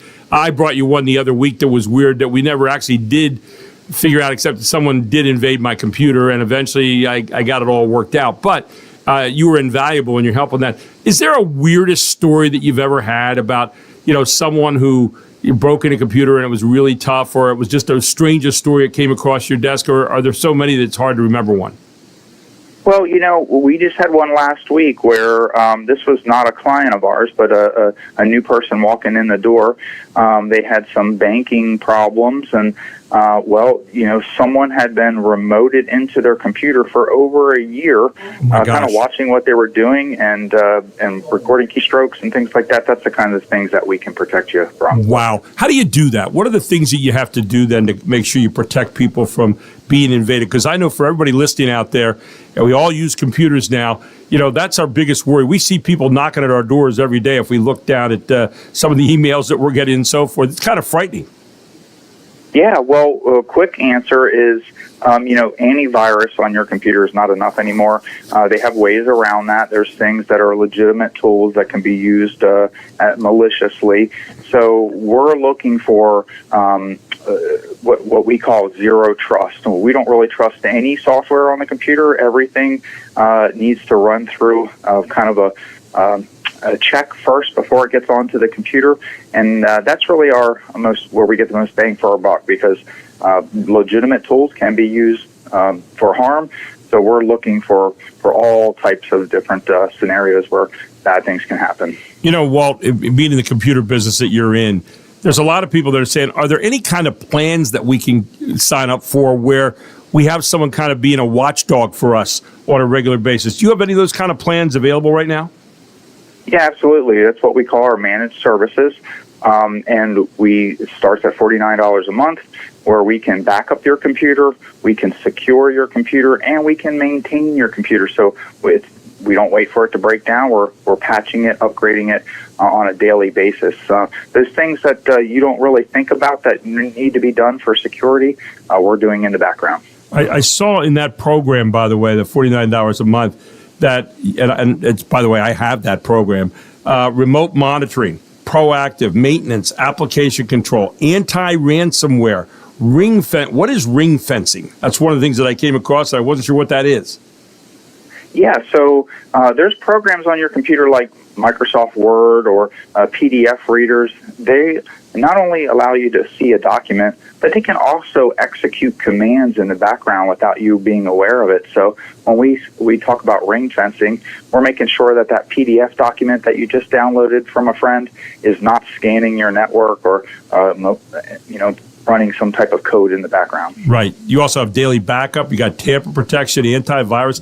Dark web. Tell me a little bit about dark web, because a lot of people hear that term and they're not quite sure exactly what all that entails. Yeah, well, for your listeners, I'd be happy to give them a free dark web report if they go to our website and go to the bottom where you can contact us and ask for the dark web report. That is where we are looking online. Sometimes your personal information, such as passwords, end up for sale on the dark web, and that is what we are monitoring. So if we see, Gary, one of your passwords show up for being for sale, we'll notify you, say, hey, you need to change that password immediately. Wow. That's really good. And then, of course, you have monitoring as part of that $49 a month, asset tracking, remote control, and resistance. I love the remote control feature where you can actually remote control into a computer. We're sitting right at home there and help us with some of those kinds of things. You always have a tip. I know you're always trying to keep the community safer, and obviously what you've said this morning is doing all that, Walt. But what would you tell people today as a good tip for their computer right now? Yeah, I would say take me up on the dark web report. That's a great way to find out if any of your personal information is out there for sale on the dark web.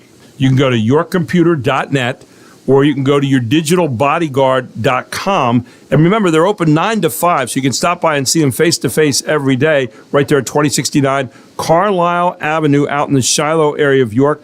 The phone number is 717-739-9675, open Monday to Friday, 9 to 5 p.m. And Walt, final thoughts for people today as they're working on their computers every single day, and just a reminder of some things. Yeah, well, we have at the end of the year in October, we have Windows 11 is going to be here. So it's already here, but your Windows 10 computer is going to be retired. So make sure that you have the most up-to-date operating system before October. And we do want to remind people also, Walt, and I'm sitting here looking at one right now, that you do have computers for sale there. And tell people a little bit about that, because I've got a computer from you. I am so happy with it and just doing a great job. But tell people a little bit about some of the computers you have, because, when you start to think about it, I mean, there's graduation coming up, might be a great thing for kids heading off to college. You've got all kinds of different things happening. And then, of course, Christmas, way down the line there, but not as far away as you think, right? Yeah, absolutely. There's a big surge in purchasing computers here recently. A lot of people upgrading their computer for the Windows 11 that's coming here soon. People trying to get ahead of tariffs. Prices are increasing. We do have full stock of laptops, desktops, and we're here. They're all new.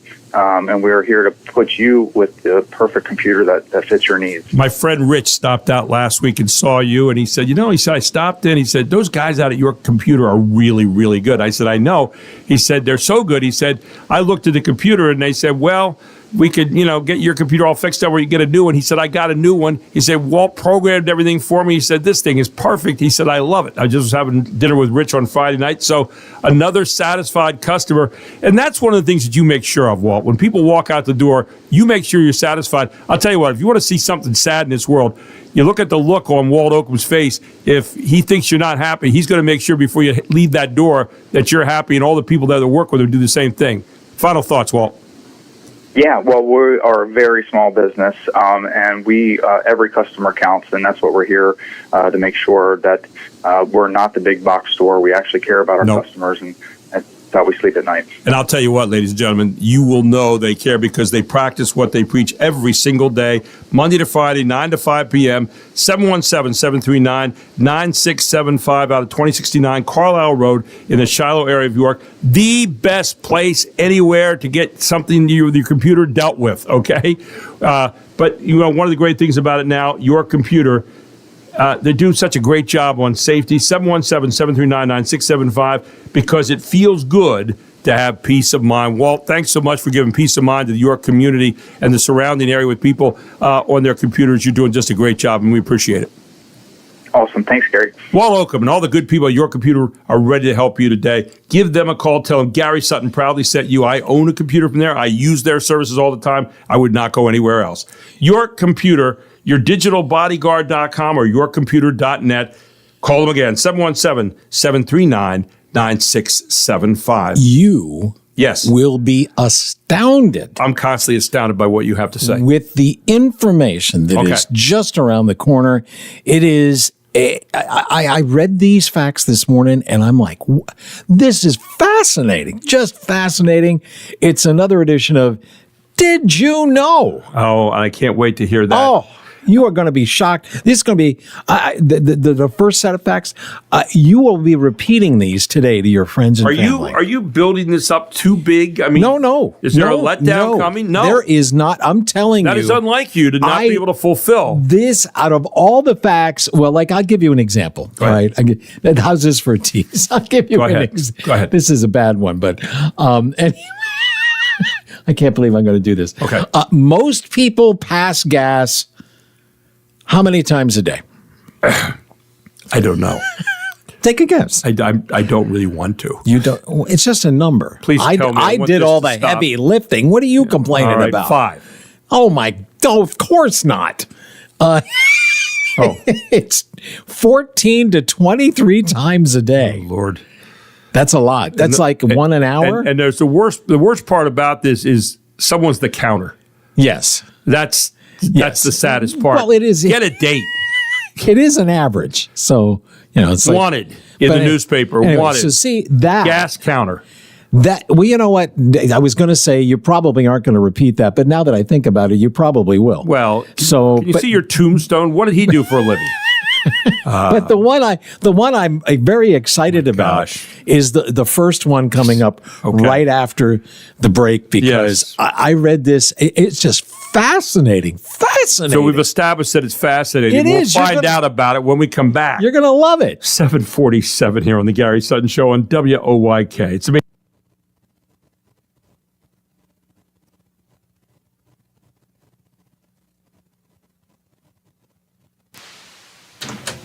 Oh, my. Okay. My mic is still on, I think.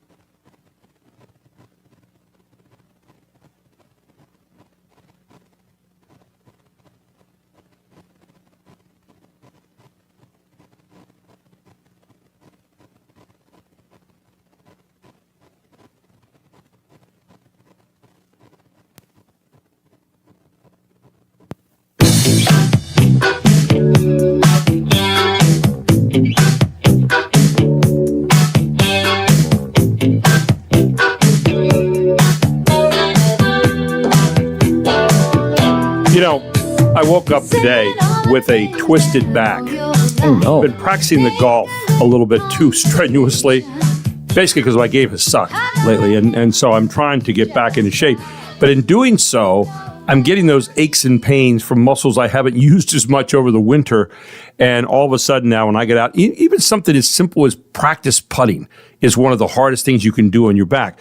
And so I need to have someone that can help me when I get those chronic pains to get away from that pain. And I've got someone. It's Dr. Kim Carosi out at Leader Heights Spine, Nerve, and Joint Center, Nerve Associates, rather. And they're located right now at 2200 South George Street in York, right there at the Medford Medical Center, just down the hill from Apple Hill. And I'll tell you what, I go to Dr. Carosi for one reason. She knows how to specifically get to the points of pain. She's been doing it for 17 years. I've been going to her for the last 10 years, and she specializes in a lot of different things, but lower back pain is one of the areas she specializes with on me. And I'll tell you what, it has worked time and time again, which is why I keep going back and back again.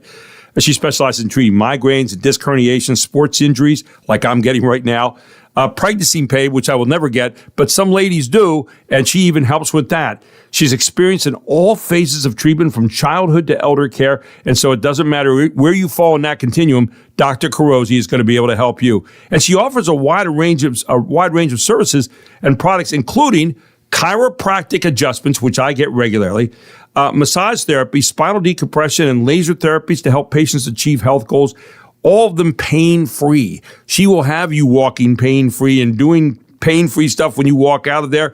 She carries back supports and supplements and pain relief products for your convenience as well.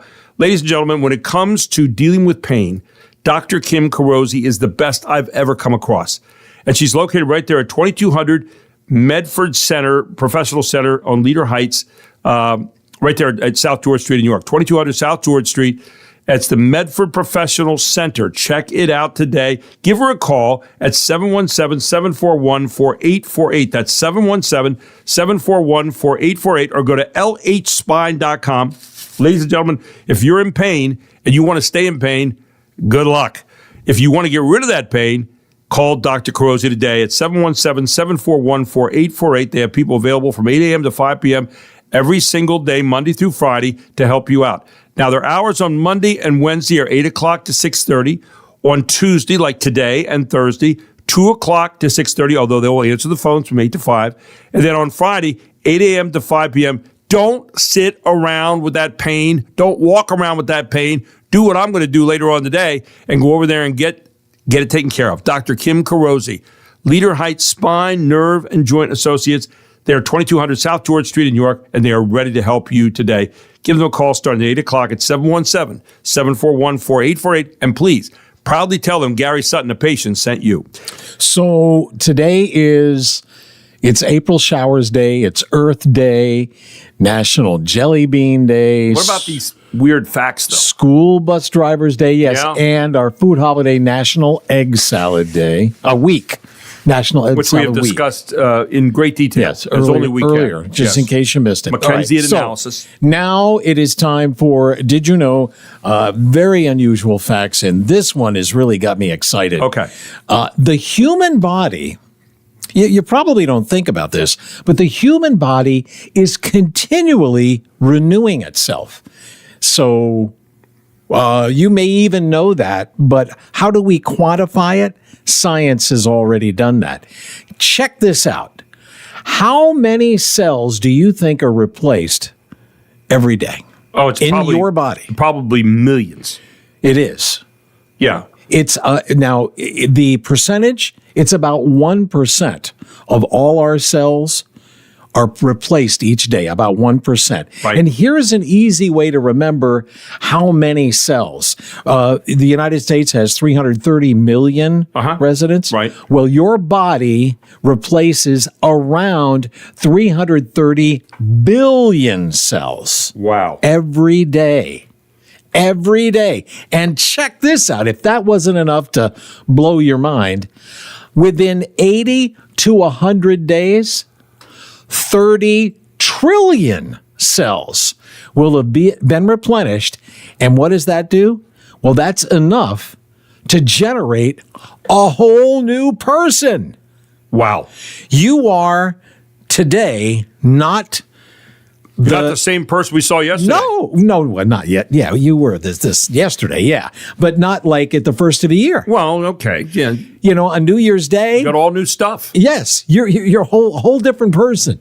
How come my back is not saying that? Now, I'm just saying. I got it. Isn't that fascinating? It really is. Isn't that exciting? There's a load off. All right. Yeah. Let's move along. How about something that isn't as exciting? Go ahead. There's only one country in the world where McDonald's serves the McRib all year long. Just one. Let me think of the stupidest country I know. Actually, it's not one that you would associate with stupidity. Well, okay. How about... Is that a hint? Not one I associate with stupidity. It was probably someplace in Europe then. Oh, there you go. I would go, ding. How about Germany? Yes. Is that right? It is right. Okay. See, that was a good hint. Okay. Here's another fact. If you had $1 billion, all right, so we just had all the numbers, billions and trillions of cells. What do you mean if? If you had $1 billion and you spent $1,000 a day, oh my gosh, how long would it take you to run out of money? I don't know. You could give a ballpark too if you wanted to. Yeah, I have no idea. No idea? None. Would you be shocked? Spoil sport these things. Would you be shocked that it is just over 2,700 years? I would not be. Think about that. That's Yeah. $345 a long time. $1,000 a year you're spending, Yeah. but it would take you over 2,700 years to spend $1 billion. Not my wife. And that's that's without. My wife is actually very frugal. She's frugal. That is without interest. I mean, it's not growing or anything. That's just spending it. Yeah, Yes. The principal. Okay. Yes. How about some? Let's see. Do we have time? I think we do. Which is the reason you don't need all that money anyway. So just give some to Mark and me. History. Let's just talk about American history. Yeah. James Madison is the only president who had how many vice presidents die in office? Oh my goodness. Let me think back to this. I think 2. Yes, it was 2. Now, I would be really impressed if you could name them. I can't think of the one of them is sort of easy. The other one I never heard of before. Yeah, I don't know. So the first VP was George Clinton. Oh yeah, he died From in New York. 1812. Yep. And his second was. Have you ever heard of Elbridge Gerry? Yes, I did. Elbridge Gerry, I believe. Let me just think back. Was I want to say Delaware? I don't actually know, but yeah, Elbridge Gerry was, I believe, from Delaware. I think he's one of the founding fathers. 1814. Yep. And one final fact to us, because we got to get out of here. This one's gross. The average $1 bill has how many different types of bacteria on it? Millions and millions and millions. I don't know. 3,000. Oh my goodness. 3,000. So think about that as you lick your fingers to count your change. Thanks. I had to go to a meeting last week that Jamie Norpel had. I think she's going to grill me this morning to see what kind of student I was at the meeting about something called Connect York. And she's going to tell us about that next. We come back. And then I think we check in with Eugene Pasquale at 8:35 on politics, all here on the Gary Sutton Show on WOYK, the Main Street of America. It's 8 o'clock.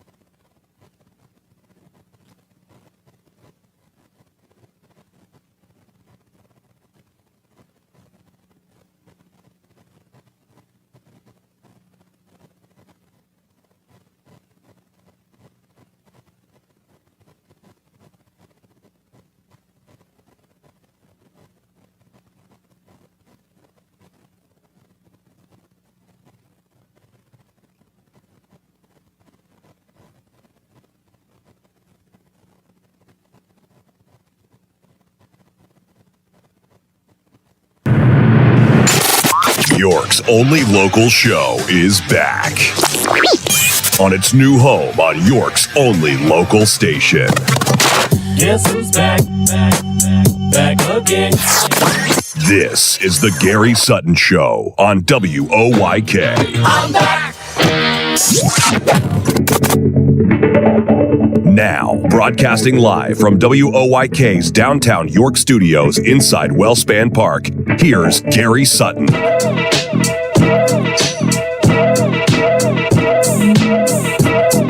Welcome back to the Gary Sutton Show here on WOYK. It is the Main Street of America and brought to you by Leader Heights. No, not by Leader Heights. We just talked about that. By Barley Snyder Law Firm with offices throughout Pennsylvania and Maryland. There's firms, more than 130 attorneys provide innovative and effective representation to a wide range of clients, as you can imagine, across a variety of fields. Check them out today at barley.com. We have an office right here in York at 100 East Market Street, and you can give them a call at 717-846-8888. And this hour, by the way, actually brought to you by York Computer, because it feels good to, be safe. Exactly right. It feels so good to have peace of mind as well. You can go to yorkcomputer.net. You can call them at 717-739-9675, and you can head on out there to 2069 Carlisle Avenue in the Shiloh area of York and get help, because we all have to deal with computers every single day. And you heard Walt Oakham last hour give a in-depth report on computers and how to make sure you're staying safe. We've got a great plan out there, $49 a month. I actually have it, and it really works. Mark? All right, so you gotta check this out. So you had some questions about the last fact that we learned. Elbridge Gerry. That President Madison was the only president to have two vice presidents die. One was George Clinton in 1812, and the other was some guy named Elbridge Gerry in 1814. Now, you guessed he was a founding father, and you were correct. Not from Delaware, but from Massachusetts. Yes. But here's the thing. We are all familiar. I have never heard that name, Elbridge Gerry, before. Right. But I am very familiar with something that is connected to his name. Gerrymandering. Yes. There you go. I had never, the political practice of gerrymandering is named after him. Yes. So, and somebody who would know that is on the line here with us, Jamie Norpel, who is the head of Logos Works, and she's also, by the way, the head of the York County Safety Collab. But something a lot of people do not know, and something a lot of people do, she's also a big historian. She taught history up at Milton Hershey School before she got into this, and she is a fellow historian. In fact, she stumped me last week with a few questions at this conference I went to over there at Logos Works. Good morning, Jamie. How are you? Good morning, Gary. I am doing great. How are you? I'm still reeling from finishing fourth in that York history question thing last week. I scheduled extra counseling with my counselor this week because I did not know that the Confederates had been that we had turned over our city to the Confederates as long as they didn't burn it down to the ground during the Civil War. I'm still hurting from that. I am. I can just barely talk about it right now, frankly. Well, you weren't in the minority. If I remember correctly, we had, over 40 people in the room, and the majority of people got that wrong. But it hurt me because I am kind of a historian a little bit, and it probably cost me being close to the championship there. I saw C.J. Weigel won, who I know, and it hurts me because, C.J. would have been one of my students. But anyway, you are a historian of note. I was just telling Mark, I said, we are sitting here at Wellspan Park, halfway between two of the founding fathers being buried here in York, who signed the Constitution. Did you know that? So I know one's buried there across from the old History Center. What's the name of that church there? Right on Market. It's the First Presbyterian, I think. Yes, yeah. Is that James Smith buried there? That James Smith is buried there. Now, that is one of them. Who was the other one? Do you know that?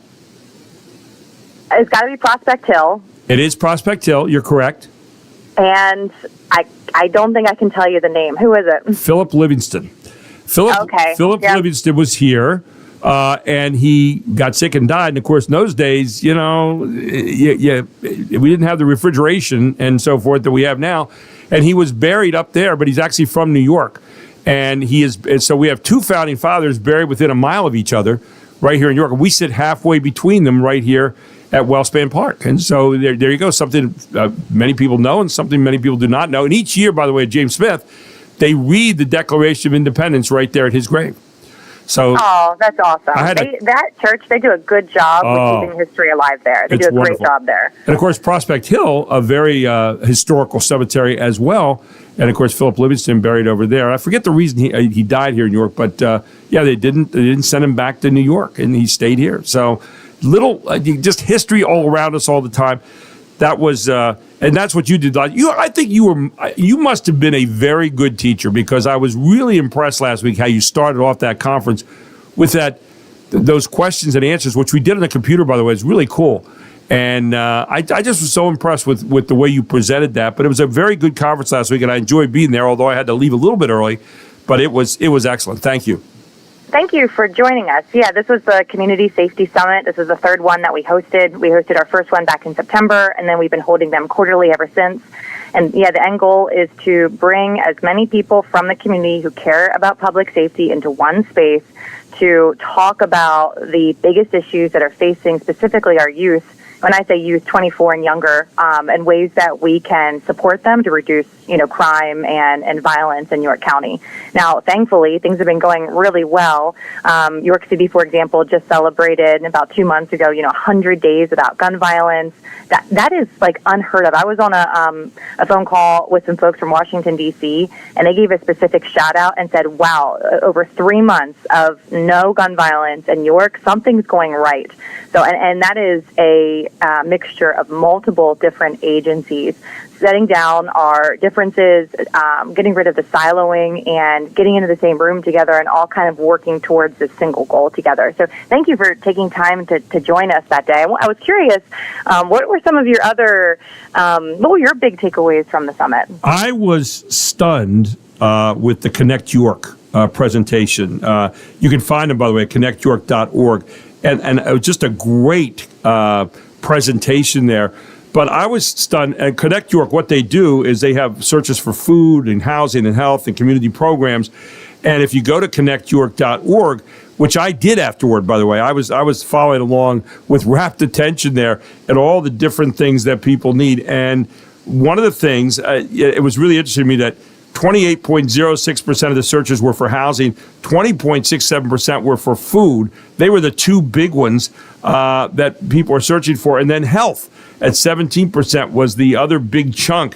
They were kind of like the top three that I saw in there. So I was really interested and found myself really involved in that presentation about all the various things that people are looking for, from food and housing and mental health to substance use, reentry resources, getting back in after being in the, let's say, the prison system, or income and jobs. Those were all big searches. Those really fascinated me a lot, Jamie. Yeah, I think one thing that there's a misconception in York that we just need more. And while that's partly true, we are a resource-rich community. We've been working with Kevin Jackson, and through these summits, we've been building a resource map of York County.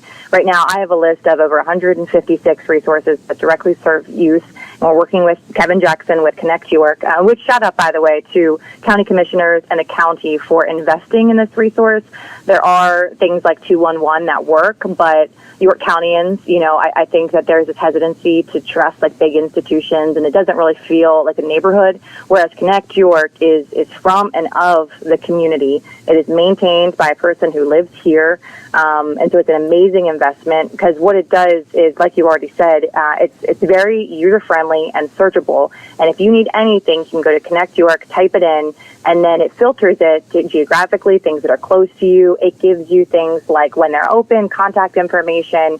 But what's really cool, and this was something that was important to me, is that these things can become really stale very quickly. Like a resource map, if it's not frequently updated, right, and you have someone who's struggling who goes and looks for a resource, and they the first number that they call doesn't go through, a lot of people unfortunately don't always have that grit, and they throw up their hands. They're like, oh, well, this doesn't work, and then they just throw it out. But Connect York has a feature where it actually tells you the last time an organization went in and checked their information to verify that it was correct. And most of the people on that are on a weekly or at least a monthly basis updating their information. Yeah, it was really amazing to me at how you get in there. And By the way, here's something you can write down out there if you have your pen or pencil handy. If you or someone you know is in crisis, you can call or text 988. If there's an emergency, you can call, obviously, 911. But then this, can't find what you're looking for, speak with a resource specialist to get connected to help today. And here's a number. Dial 211 or text your zip code to 898-211. That's 898-211. Those are some of the things that I found absolutely astounding last week. I'm learning so much constantly, Jamie, about York Safety Collab, York County Safety Collab, but more importantly, about all the good people. You had an overflow crowd there last week of people with all kinds of different interests. And I'll tell you what, they were really into it. People were really into what was going on and asking questions and just fonts of information as well from each of the different organizations that all came together over one purpose, which is making York County a safe place. And we think about safety in terms of just, crime, but there's so much more to it than that when you talk about mental health and housing and food and some of the areas that we worry about, reentry resources, getting back into the community. We talk about, and I think you spoke about it last week or the week before, about people who go into prisons, for example, and when they come back out, if it's not for violent crime, they're coming back out, they want to be back in the community. Where do they go to get that kind of help? That was one of the things that jumped out at me, too. Right. I think a lot of us, take for granted that we have, for me, I have really supportive parents. I have a husband. But a lot of people in York County, frankly, don't have that, whether that's, because they come from trauma, or some people are trying to dig themselves out, of some of them, the cesspools that they were born into. And so they have to remove themselves from families that are, pulling them down, and they have to start from scratch. And so those are the people that we want to help, right? People that want to help themselves. How can we give them a hand up and kind of a boost, and not just a hand out? And I think one of the biggest takeaways from the summit, we did an activity where I put around the room all the main gaps that we're identifying. Things like mental health, family-based interventions, addressing the highest risk youth. But one of the gaps that was a biggest priority was family support.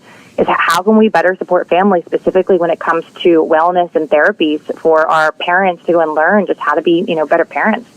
Yeah, I mean, it's amazing all we don't think about all the aspects of life that come together here. And I think these kinds of forums, these kinds of summits, getting a chance for people to get out there, the stakeholders in our community, and no matter what role they play, getting a chance to see all the things that are addressed and being done in terms of eliminating those gaps, because those gaps are the places that we see people kind of drop through, and all of a sudden we see them reemerge many times in places like UPMC the other week, or other places where crime jumps out at us. All of a sudden they say, where did that come from?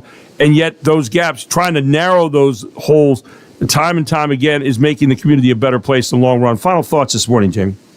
No, I just am so appreciative of you taking the time to show up. Commissioner Wheeler also spent a lot of time there. Like I said, we had over 40 people. So there's a heartfelt gratitude for people who, trust in the Safety Collab to use their time wisely. And as you said, they were participatory and they wanted to share out. And everyone, the analogy I gave was people were flying like sparrows that day, right? Yeah. They're so used to flying like geese, where there's a leader out in front. And while that does work a lot for like police departments or, your teacher in the classroom, people flew like sparrows. No one was hitting each other. We were all going in the same direction. And just that kind of shared responsibility and shared power is just a great emerging trend that represents York County. Well, when you see sparrows flying together like of one mind, it's interesting when we are of one mind on trying to make the county a better place, particularly with safety. And we're so concerned nowadays. And again, this year, fresh in our minds is that UPMC tragedy with the police officer being shot, the other people being wounded. I think it does give renewed interest in wanting to be in one direction. And you certainly are helping to coordinate all that, Jamie. But there are so many people involved and from so many different aspects of life making that happen. Thank you for all you do. And again, where can people go to find out more about the York County Safety Collab? Thank you, Gary. We can go to the YorkCountySafetyCollab.org. I also want to do a kind of plug for Give Local. We are participating in Give Local next Friday. We're hosting a block party at Logos Academy where people can come and interact. We've got the mounted unit from York County Regional, their horses. We're going to have fingerprinting for kids to be documented. We're going to have relay races. There's tons of fun. So they can go to YorkCountySafetyCollab.org, go to our Facebook page to learn more. Thanks again for the opportunity to speak on your show, Gary. I had Yesterday, I went to an event, and I had about 5 people say, hey, I feel like I know you because you're on the Gary Sutton Show. So Well. thank you for this opportunity, Gary. And we're going to remind people about all those opportunities for Give Local next Tuesday as well. Just kind of hit those again because I think, Give Local is such a great place, and I can't think of a better place to give right now than York County Safety Collab. You guys are doing just such a great job. And thanks for joining us every Tuesday morning. You are certainly a font of information and really appreciate it. Thank you, Jamie. Thank you, Gary. Jamie Norpel, York County Safety Collab, and we really believe in the things they're doing. And I'll tell you what, the reason is she is coordinating people all over the community now, and you don't realize how big this voice is getting. And the bigger that voice gets and the more people become aware, the better chance we have of having a safe local York, because we all, we live better together when we're safe, don't we? We'll take a break. We'll come back with more here on the Gary Sutton Show on WOYK. It's the Main Street of America. And yes, York County.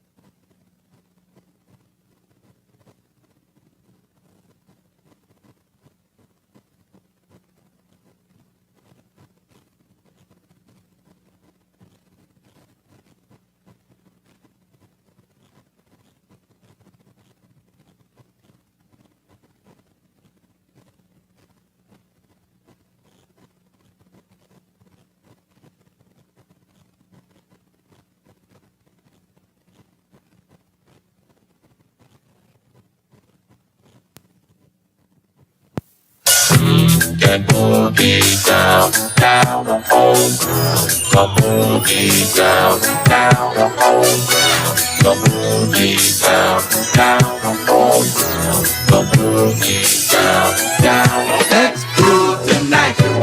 Oh, yeah. Share the spice of life. Earth, Wind, and Fire, in my opinion, maybe the greatest group ever. That's Groove from 1981. Oh, yeah, Groove. Remember Tomorrow. I can't hit that high note anymore, though. Oh, you could at one time? I used to, yeah. Oh, yeah. Oh, I could stand out there when I was uninhibited. I would sing it. Yeah. I'm shocked. Oh, yeah. I'm just telling you. My wife took me to the first Earth, Wind, and Fire concert at the Forum in Harrisburg, and it was for my birthday, and I was in heaven. I have since gone to a number of the Earth, Wind, and Fire concerts, but most importantly, I've been going to the Earth, Wind, and Fire and Chicago concerts. They've been doing them together for a number of years. I don't know if they still are, but you talk about what they do. They do an Earth, Wind, and Fire concert, a Chicago concert, and then they do a concert together. It's like 3 in 1. Cool. I'm telling you what, it's like, I'm ready, Elizabeth. I can come up now. You've been to heaven. You've seen the other side. You've been to the promised land. There it is. I mean, they're just the two of them doing concerts together is just off the charts. But they've been around for a long, long time. Harvey's Rental, by the way, has been around for a long time too. They've been around for almost 70 years. Yeah, came around here in not 70 years, 60 years. But they started in 1970, right here in York County at 1409 South George Street in York. I tell you about them all the time. Jen Harvey and all the great people down there are ready to help you today with all your needs. The most to rent underneath one roof. That's exactly right. You can call them at 717-845-2789. And I don't care what you are looking for, whether you're having a party. You got prom coming up right now. You got graduation just around the corner. And Harvey's Rental is ready to help you today with all the things you need to do. And you know what? Speaking of all the things you need to do, how about the outside stuff right now? You're clearing brush, you're cutting logs, you're, hoeing up the garden, you're doing all those things. Harvey's has steel. That's right. Oh, I'm not talking about STEL. I'm talking about STIHL. They are a steel dealer, one of the greatest names in machinery outside. And they're a steel elite dealer as well. They've had steel for almost 50 years. And they're very proud to be a retailer of the steel product line. From all kinds of things, just from mowers, for example, to hedge trimmers, to all kinds of electric products, to battery products, full service and repair. You can find them right there at Harvey's. They are an elite dealer, and you have in-store pickup on a regular basis, plus pressure washers. Yeah, you want to do a power washer? There you go. They've got all of that there for you as well. Harvey's has got everything you need underneath one roof. The most to rent under one roof is how they build themselves, and they are ready to help you today. Give them a call at 717-845-2789 or head on down to the store. They're open Monday through Friday, 7 a.m. to 5 p.m., Saturday, 8 a.m. to 4 p.m. And please tell them Gary Sutton, again, a customer, is very proud to send you to Harvey's Rental today. So let's talk a little bit about some stories that we had from earlier this morning. And these are important, or at least this one is. Right.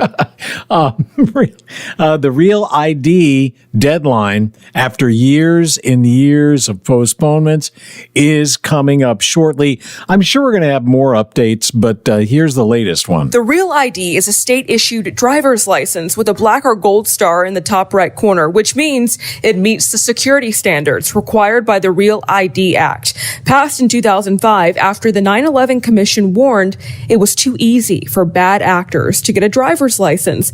The travel requirement has been repeatedly delayed. Now some DMVs across the country are extending hours or even opening on the weekends so people can get this done. But it's not been easy. One woman posted on X, quote, "Even though I had an appointment, the lady said about a 3 to 4 hour wait."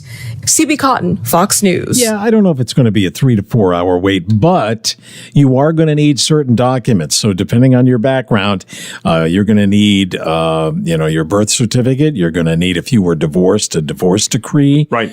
All important stuff. They have a website, and it goes into some detail, and you might have to go into that drawer that you don't go into very often. But you've got 2 weeks. There you go. We had the 129th running of the Boston Marathon yesterday, and there were some Yorkers involved, York Countyans and Adams Countyans as well.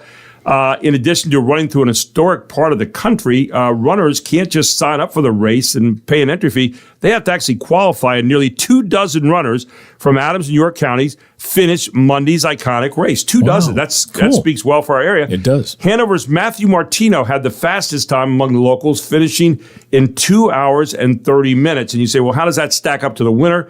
John Corrier won the men's race in 2:04:45, and Sharon Lokiti won the women's race in 2:17:22. And so Matthew Martino had the fastest time, 2 hours and 30 minutes. So about 26 minutes after the winner crossed the finish line. And the other 22 runners who finished Monday's race, the Boston Marathon, Benjamin Abelis, from Felton. I hope I'm saying his name, or Abeles, Abels. 45 years old, finished in 3 hours and 8 minutes. Let's see. Who else? He was 518th in his division. Michael Ball of York, 71. 5 hours and 6 minutes, 43. 170 in his division. We had Joseph Campbell from Gettysburg, 42. 303.24, 588th in his division. Greg Kohler, there's a name you've heard about running in York. 65 years old, 4 hours and 24 minutes and 22 seconds. 372 in his division. Leanne Crawford from Gettysburg, 38, 325.06. Andrew Fissler of Dillsburg, 42. Joshua Jameson of York, 47, 3 hours and 11 minutes and 4 seconds. Joe Jarvis of Dover, 25, 306. And in her division, she was 489th. And Christopher Kuhl of Dillsburg, 41, 251.23, 251 in his division. And we had some other ones there as well, which I didn't get to. But congratulations to all the people who ran in their divisions and finished the race. When we come back, Eugenia Pasquale joins us here on the Gary Sutton Show as we talk all kinds of different politics going on, all here on WOYK. It is the Main Street of America and York County. It's 8:30.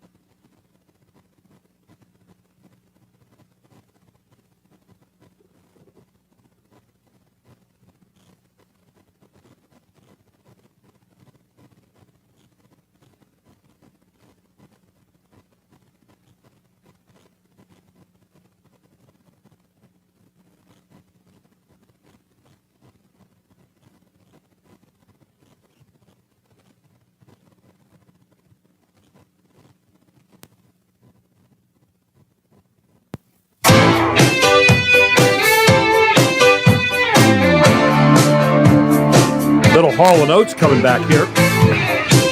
And don't forget this hour of the Gary Sutton Show, sponsored by York Computer. You can check them out at 717-739-9675. They're 2069 Carlisle Road out in the shallow area of York. Or go to yorkcomputer.net. It feels good to have peace of mind. Walt Oakman and all the good people out there ready to help you today. 9 to 5.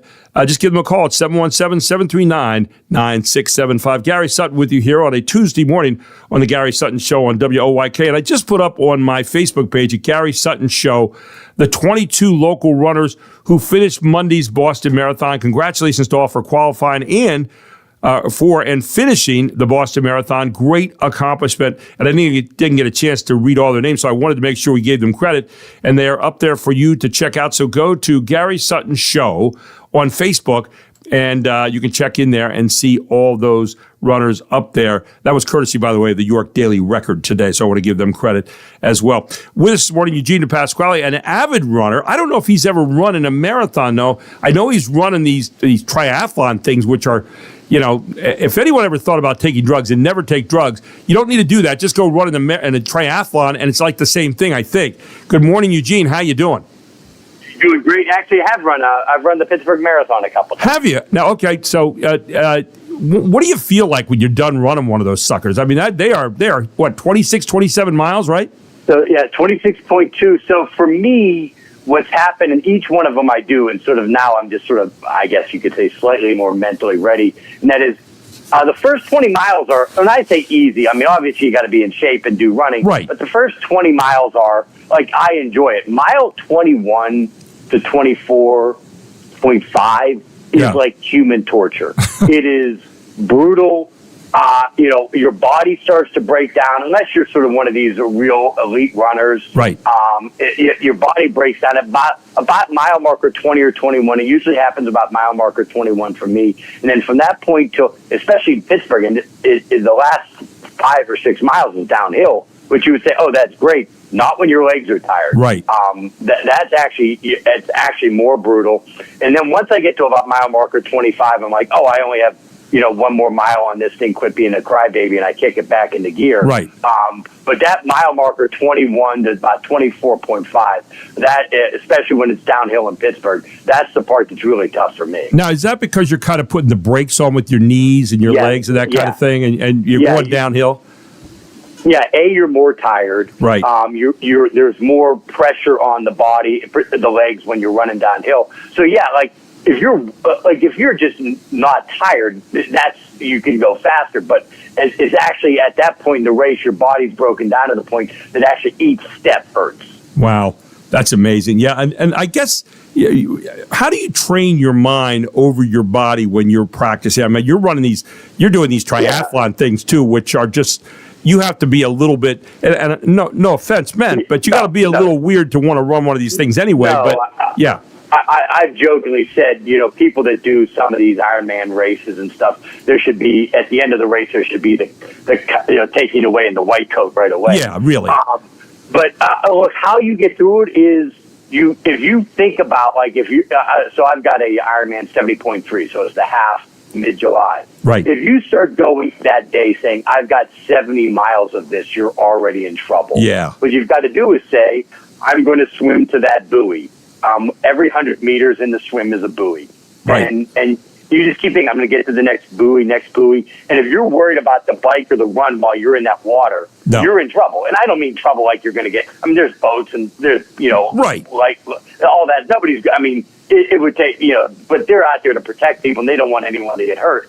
But how you think about it is, I go buoy to buoy. And then when you get on the bike, to me, I think then when I get on the bike, I'm like aid station to aid station. Right. Every 15 miles, there's an aid station.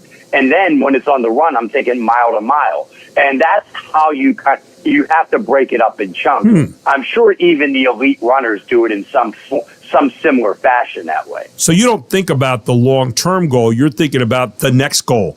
Yeah, the next goal. That's right. Yeah, I am thinking when I'm running when I ran the Pittsburgh Marathon last year, I just think I'm going mile to mile. Because if your body is starting to hurt at mile marker 21, which it did for me, and you start thinking, oh, I've got 5 more miles of this. Well, that's horrible, right? But if you think, okay, the next mile there's an aid station, I'm going to get some Gatorade. Right. I'm going to get some pretzels or some Swedish fish or something like that because they have this stuff there. Right. And I'm like going, and I got some licorice, and There you get go. revved up a little bit, and you get like that's, and then you get back at it again. That's at least how I get through almost any challenge. But that's how you get through that stuff. I've thought about. I've won a few championships in golf, and I've played rounds that were really good, and I played my college golf team, and I've played since. And one of the things that we always do in golf is, again, not to compare it to running because it's not all the same, but the mind. You think about the next shot. You think and you visualize. Jack Nicklaus always said, visualize it from back to front and think about how you're going to play it. And so we think about the next shot. And I've always found those rounds to be the longest rounds ever. You get done, you go, oh my gosh, I'm mentally exhausted. And then when you win a championship, you're playing the next hole, the next shot, the next play, and how you're going to do that. And again, same kind of thinking. I was interested the other week. I was watching Rory McIlroy in the Masters. Yep. And they had his press conference on Saturday. He got annoyed with people because they said, can you visualize putting on the green jacket? Now, he'd never won a Masters. Right. The only thing he's missing in terms of majors. And he'd never won a Masters. Can you imagine what that'll be like tomorrow night? And he was sidestepping it right and left like, please, I don't even want to hear that. I don't want to hear the question. So I guess, you're talking here about the mind when you're running. It's so important to stay in the moment. And that's the hardest thing sometimes, especially when you have a lot of people talking to you about, think about that moment tomorrow night and 18 holes from now and all that kind of thing. It drives you nuts, right? So when I was coaching high school baseball and American Legion baseball, particularly to American Legion, I would drill in my pitchers, whether they were some more talented or lesser talented kid. The most important pitch in baseball is the next pitch.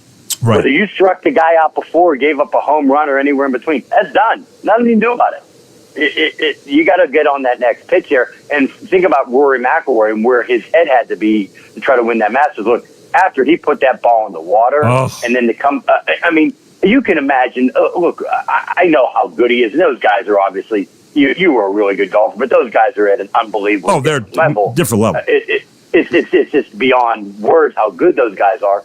But his brain is no different than ours on that.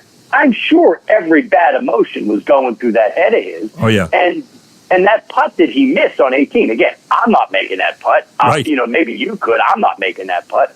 But for him, that's a very makeable putt. He misses it. He had to get, and then he plays textbook golf in the playoff to win it. Right. The only way he pulls that off is by focusing in on that one shot at a time. So I'm listening to Jack Nicklaus after that interview. Or after that, he won. And Jack Nicklaus is like being, Jack Nicklaus. He's just as gracious as you can humanly be. And they said, what do you think about the fact he blew that? And Jack Nicklaus says, I'm impressed by the fact that he comes back with a great shot the next hole, that he's willing to fight back. And that talks about the mind. But, man, I'll tell you what, I don't care if you're running. I don't care if you're playing golf. I don't care if you're pitching. I don't care if you're throwing a football. I don't care what you're doing. The mind is your biggest opponent, I really think. I'm going to talk about it in someone who's an unbelievable quarterback, will go down as one of the best ever, and that's Patrick Mahomes. Right. But the Eagles clearly got in his head in that Super Bowl. And I don't mean that as a criticism. It's just an analysis. Like, as good as he is, he will go down as one of the top 10 ever, maybe higher than that. But you just saw, he was just getting hit, and it was getting in his head. It can happen to anybody. Well, and isn't that exactly what keep showing up is incredible? Isn't that exactly what you're trying to do in any competitive sport? You're trying to get in someone's head, or if it's an individual sport, the stuff out there is your mind is trying to get in your head and trying to make you change from the discipline you have physically and the discipline maybe you build up mentally, and your mind or whatever, the struggles of the moment are getting into your head, and if they get there, all of a sudden, man, your whole performance is degraded, or maybe you're going to fail at the most, and that's a tough thing to fight. And having done that, and you've done it on a physical level, you know what that feels like. It's terrible. Look, when we've seen professional athletes, I've seen baseball because that was sort of more of my. I played both baseball, football in college, but I was better at baseball. Yeah, I forget the guy's name. I think it was Chuck Knobloch. He was a second baseman for the Twins. at some point in his career, he just couldn't throw the ball to first base anymore. Right. And I think Mackie Sasser was a catcher. He got in his head where he couldn't throw the ball back to the pitcher. Now, if somebody was stealing, he could throw the ball. And so these head games, they play tricks on everybody. And we sort of saw it on full display with Rory McIlroy, what happened in that Masters, which is the highs and lows of those mental games right there. I was trying to imagine, with all the pressure on him to win this major and complete the Grand Slam, and he knew about it. He's read all the stories about him and about how he's failed to do it and all this kind of stuff. And basically, they're doing everything but saying he's a choker. I was trying to imagine, what would that have been like coming up 18 and having lost the Masters? I can only imagine where he would go. And now I was thinking about to myself, once you've conquered that fear, once you've won that thing, you've overcome that barrier, how dangerous is he going to be now as far as playing the rest of the tournaments? As that happened, if memory serves, that happened with Mickelson. Yeah. He couldn't win a major, couldn't win, kept coming in second. Then he won. Then, he was obviously a great golfer anyway. Right. But then, he just exploded after that because you get over that mental hump. Well, Rory McIlroy is the defending champion this weekend, and he's at a better ball in this Zurich tournament.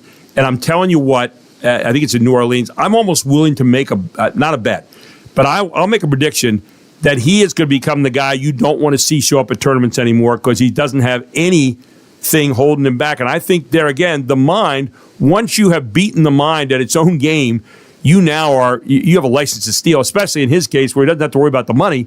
He just worried about going out and winning championships now. And you think about a guy like Tiger Woods over the years or Jack Nicklaus or I don't know who the runners would be in your sports, but people, once you get by that mental block, once you've defeated that, the sky's the limit, right?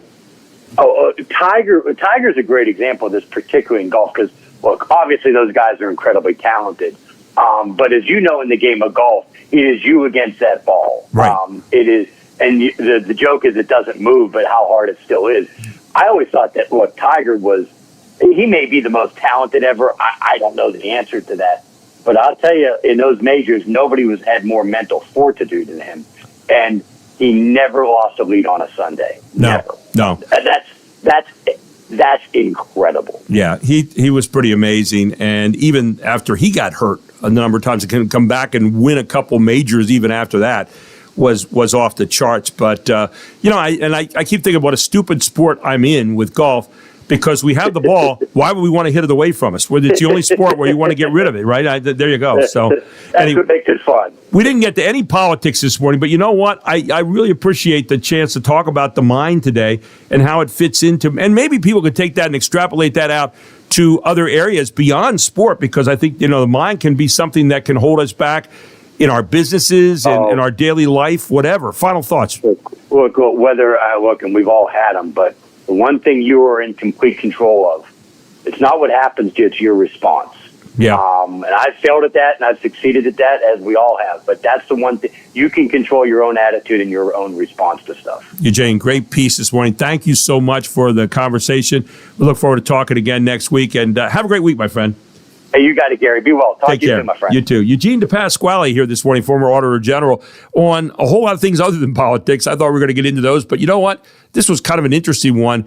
And if you've ever played golf or you played a sport or you've had something where you feel like the mind has kind of held you back, how did you feel when you got over top of that, when you beat it and you moved on in that direction where the light was? Yeah, the light of winning or the sunshine or success or whatever. And it could have been in business, something that held you back that you couldn't do, and all of a sudden you did it.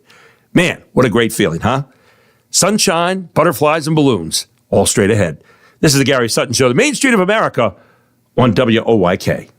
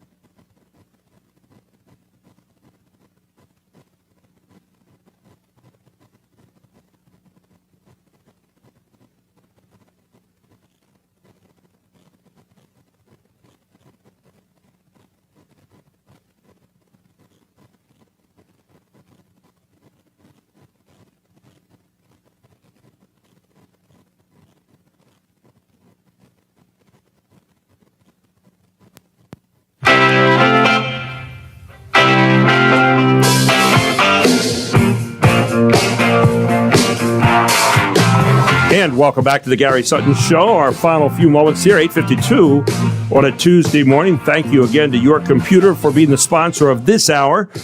717-739-9675, the only place you need to go for your computer needs. They're at yourcomputer.net. Walt Oakman and all the good people over there are ready to help small businesses and individuals every day because it feels good to have peace of mind. Don't forget to ask about the $49 package that you have that takes care of keeping your device safe. And isn't that something we all want right now in today's world?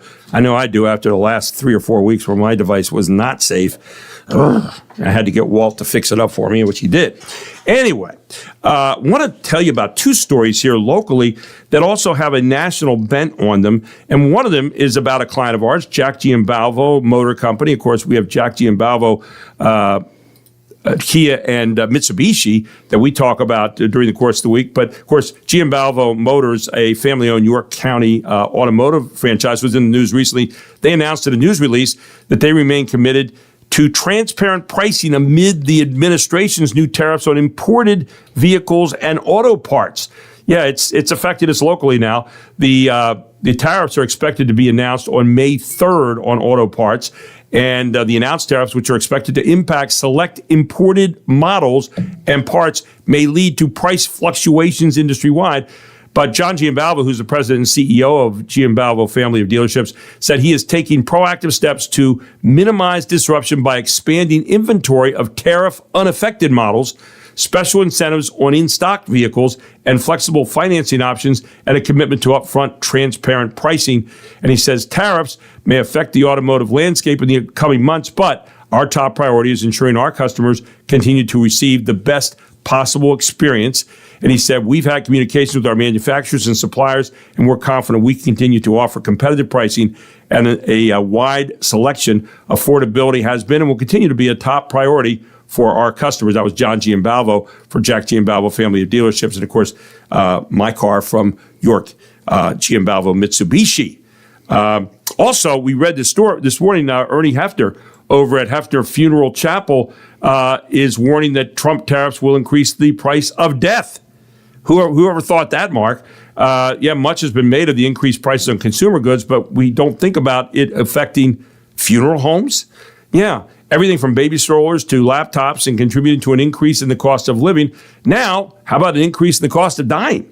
Yeah, the increase in tariffs and the resulting trade war have affected the cost of dying with increased tariffs of Chinese manufactured baby products and cremation urns.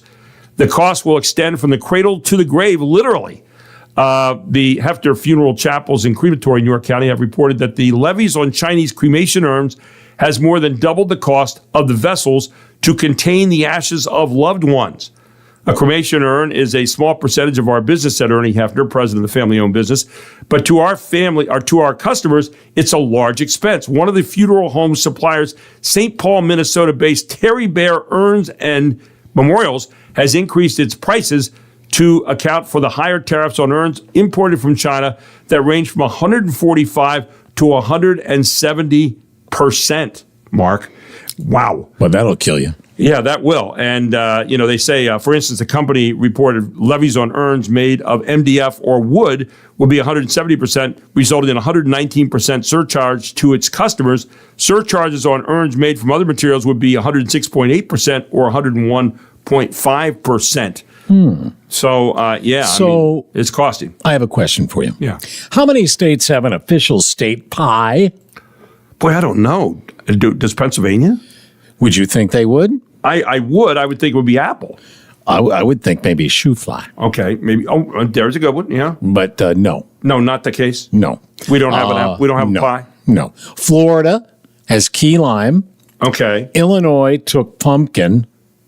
All right. Texas took pecan, and Vermont grabbed apple. Oh. Now, some states get around the pie designation by using state dessert. Okay. So Delaware, for example, they don't have a state pie per se, but their state dessert is peach pie. Peach pie. Which has got to really upset Georgia, right? I would think. Yes. The peach state. And Maine's state dessert, this makes sense because it is blueberry pie. Okay. You know, Maine has a lot of blueberries. Well, sure. Massachusetts also has a state dessert, and what would their dessert be? Do you know? Let's see. Massachusetts think dessert about would it. probably be Boston cream pie. Exactly. You got it. You got it. This one, though, is a little tricky. Louisiana has a state dessert, and it is a pie. Would you have any guess? Louisiana. It would be Kentucky Derby pie, or a molasses kind of pie. Well, see, Louisiana, I would have said maybe crawfish pie. Okay. Chili gumbo. Remember that song? Oh, yeah. It's actually meat pie. State meat pie. Ooh. And if you never had one of those, my grandmother used to make one. It's kind of a Canadian thing, a French thing. It's a ground pork, got some spices in it, and they just stick it in a pie shell, and it's a meat pie. Used to love it. I would eat it with. You will never guess what I ate it with. I'm frightened to ask. What did I top my meat pie, a slice of meat pie Ketchup. with? Yes. Why did I think that? I don't know. I don't know why I did. And the couchon, which was also French Canadian, it's basically the meat pie without the crust, but that was mustard. I would have never put ketchup on it. But, anyway, what do we got coming up tomorrow? Well, coming up tomorrow, we got Michael Gear at 6:35. We're loaded, by the way.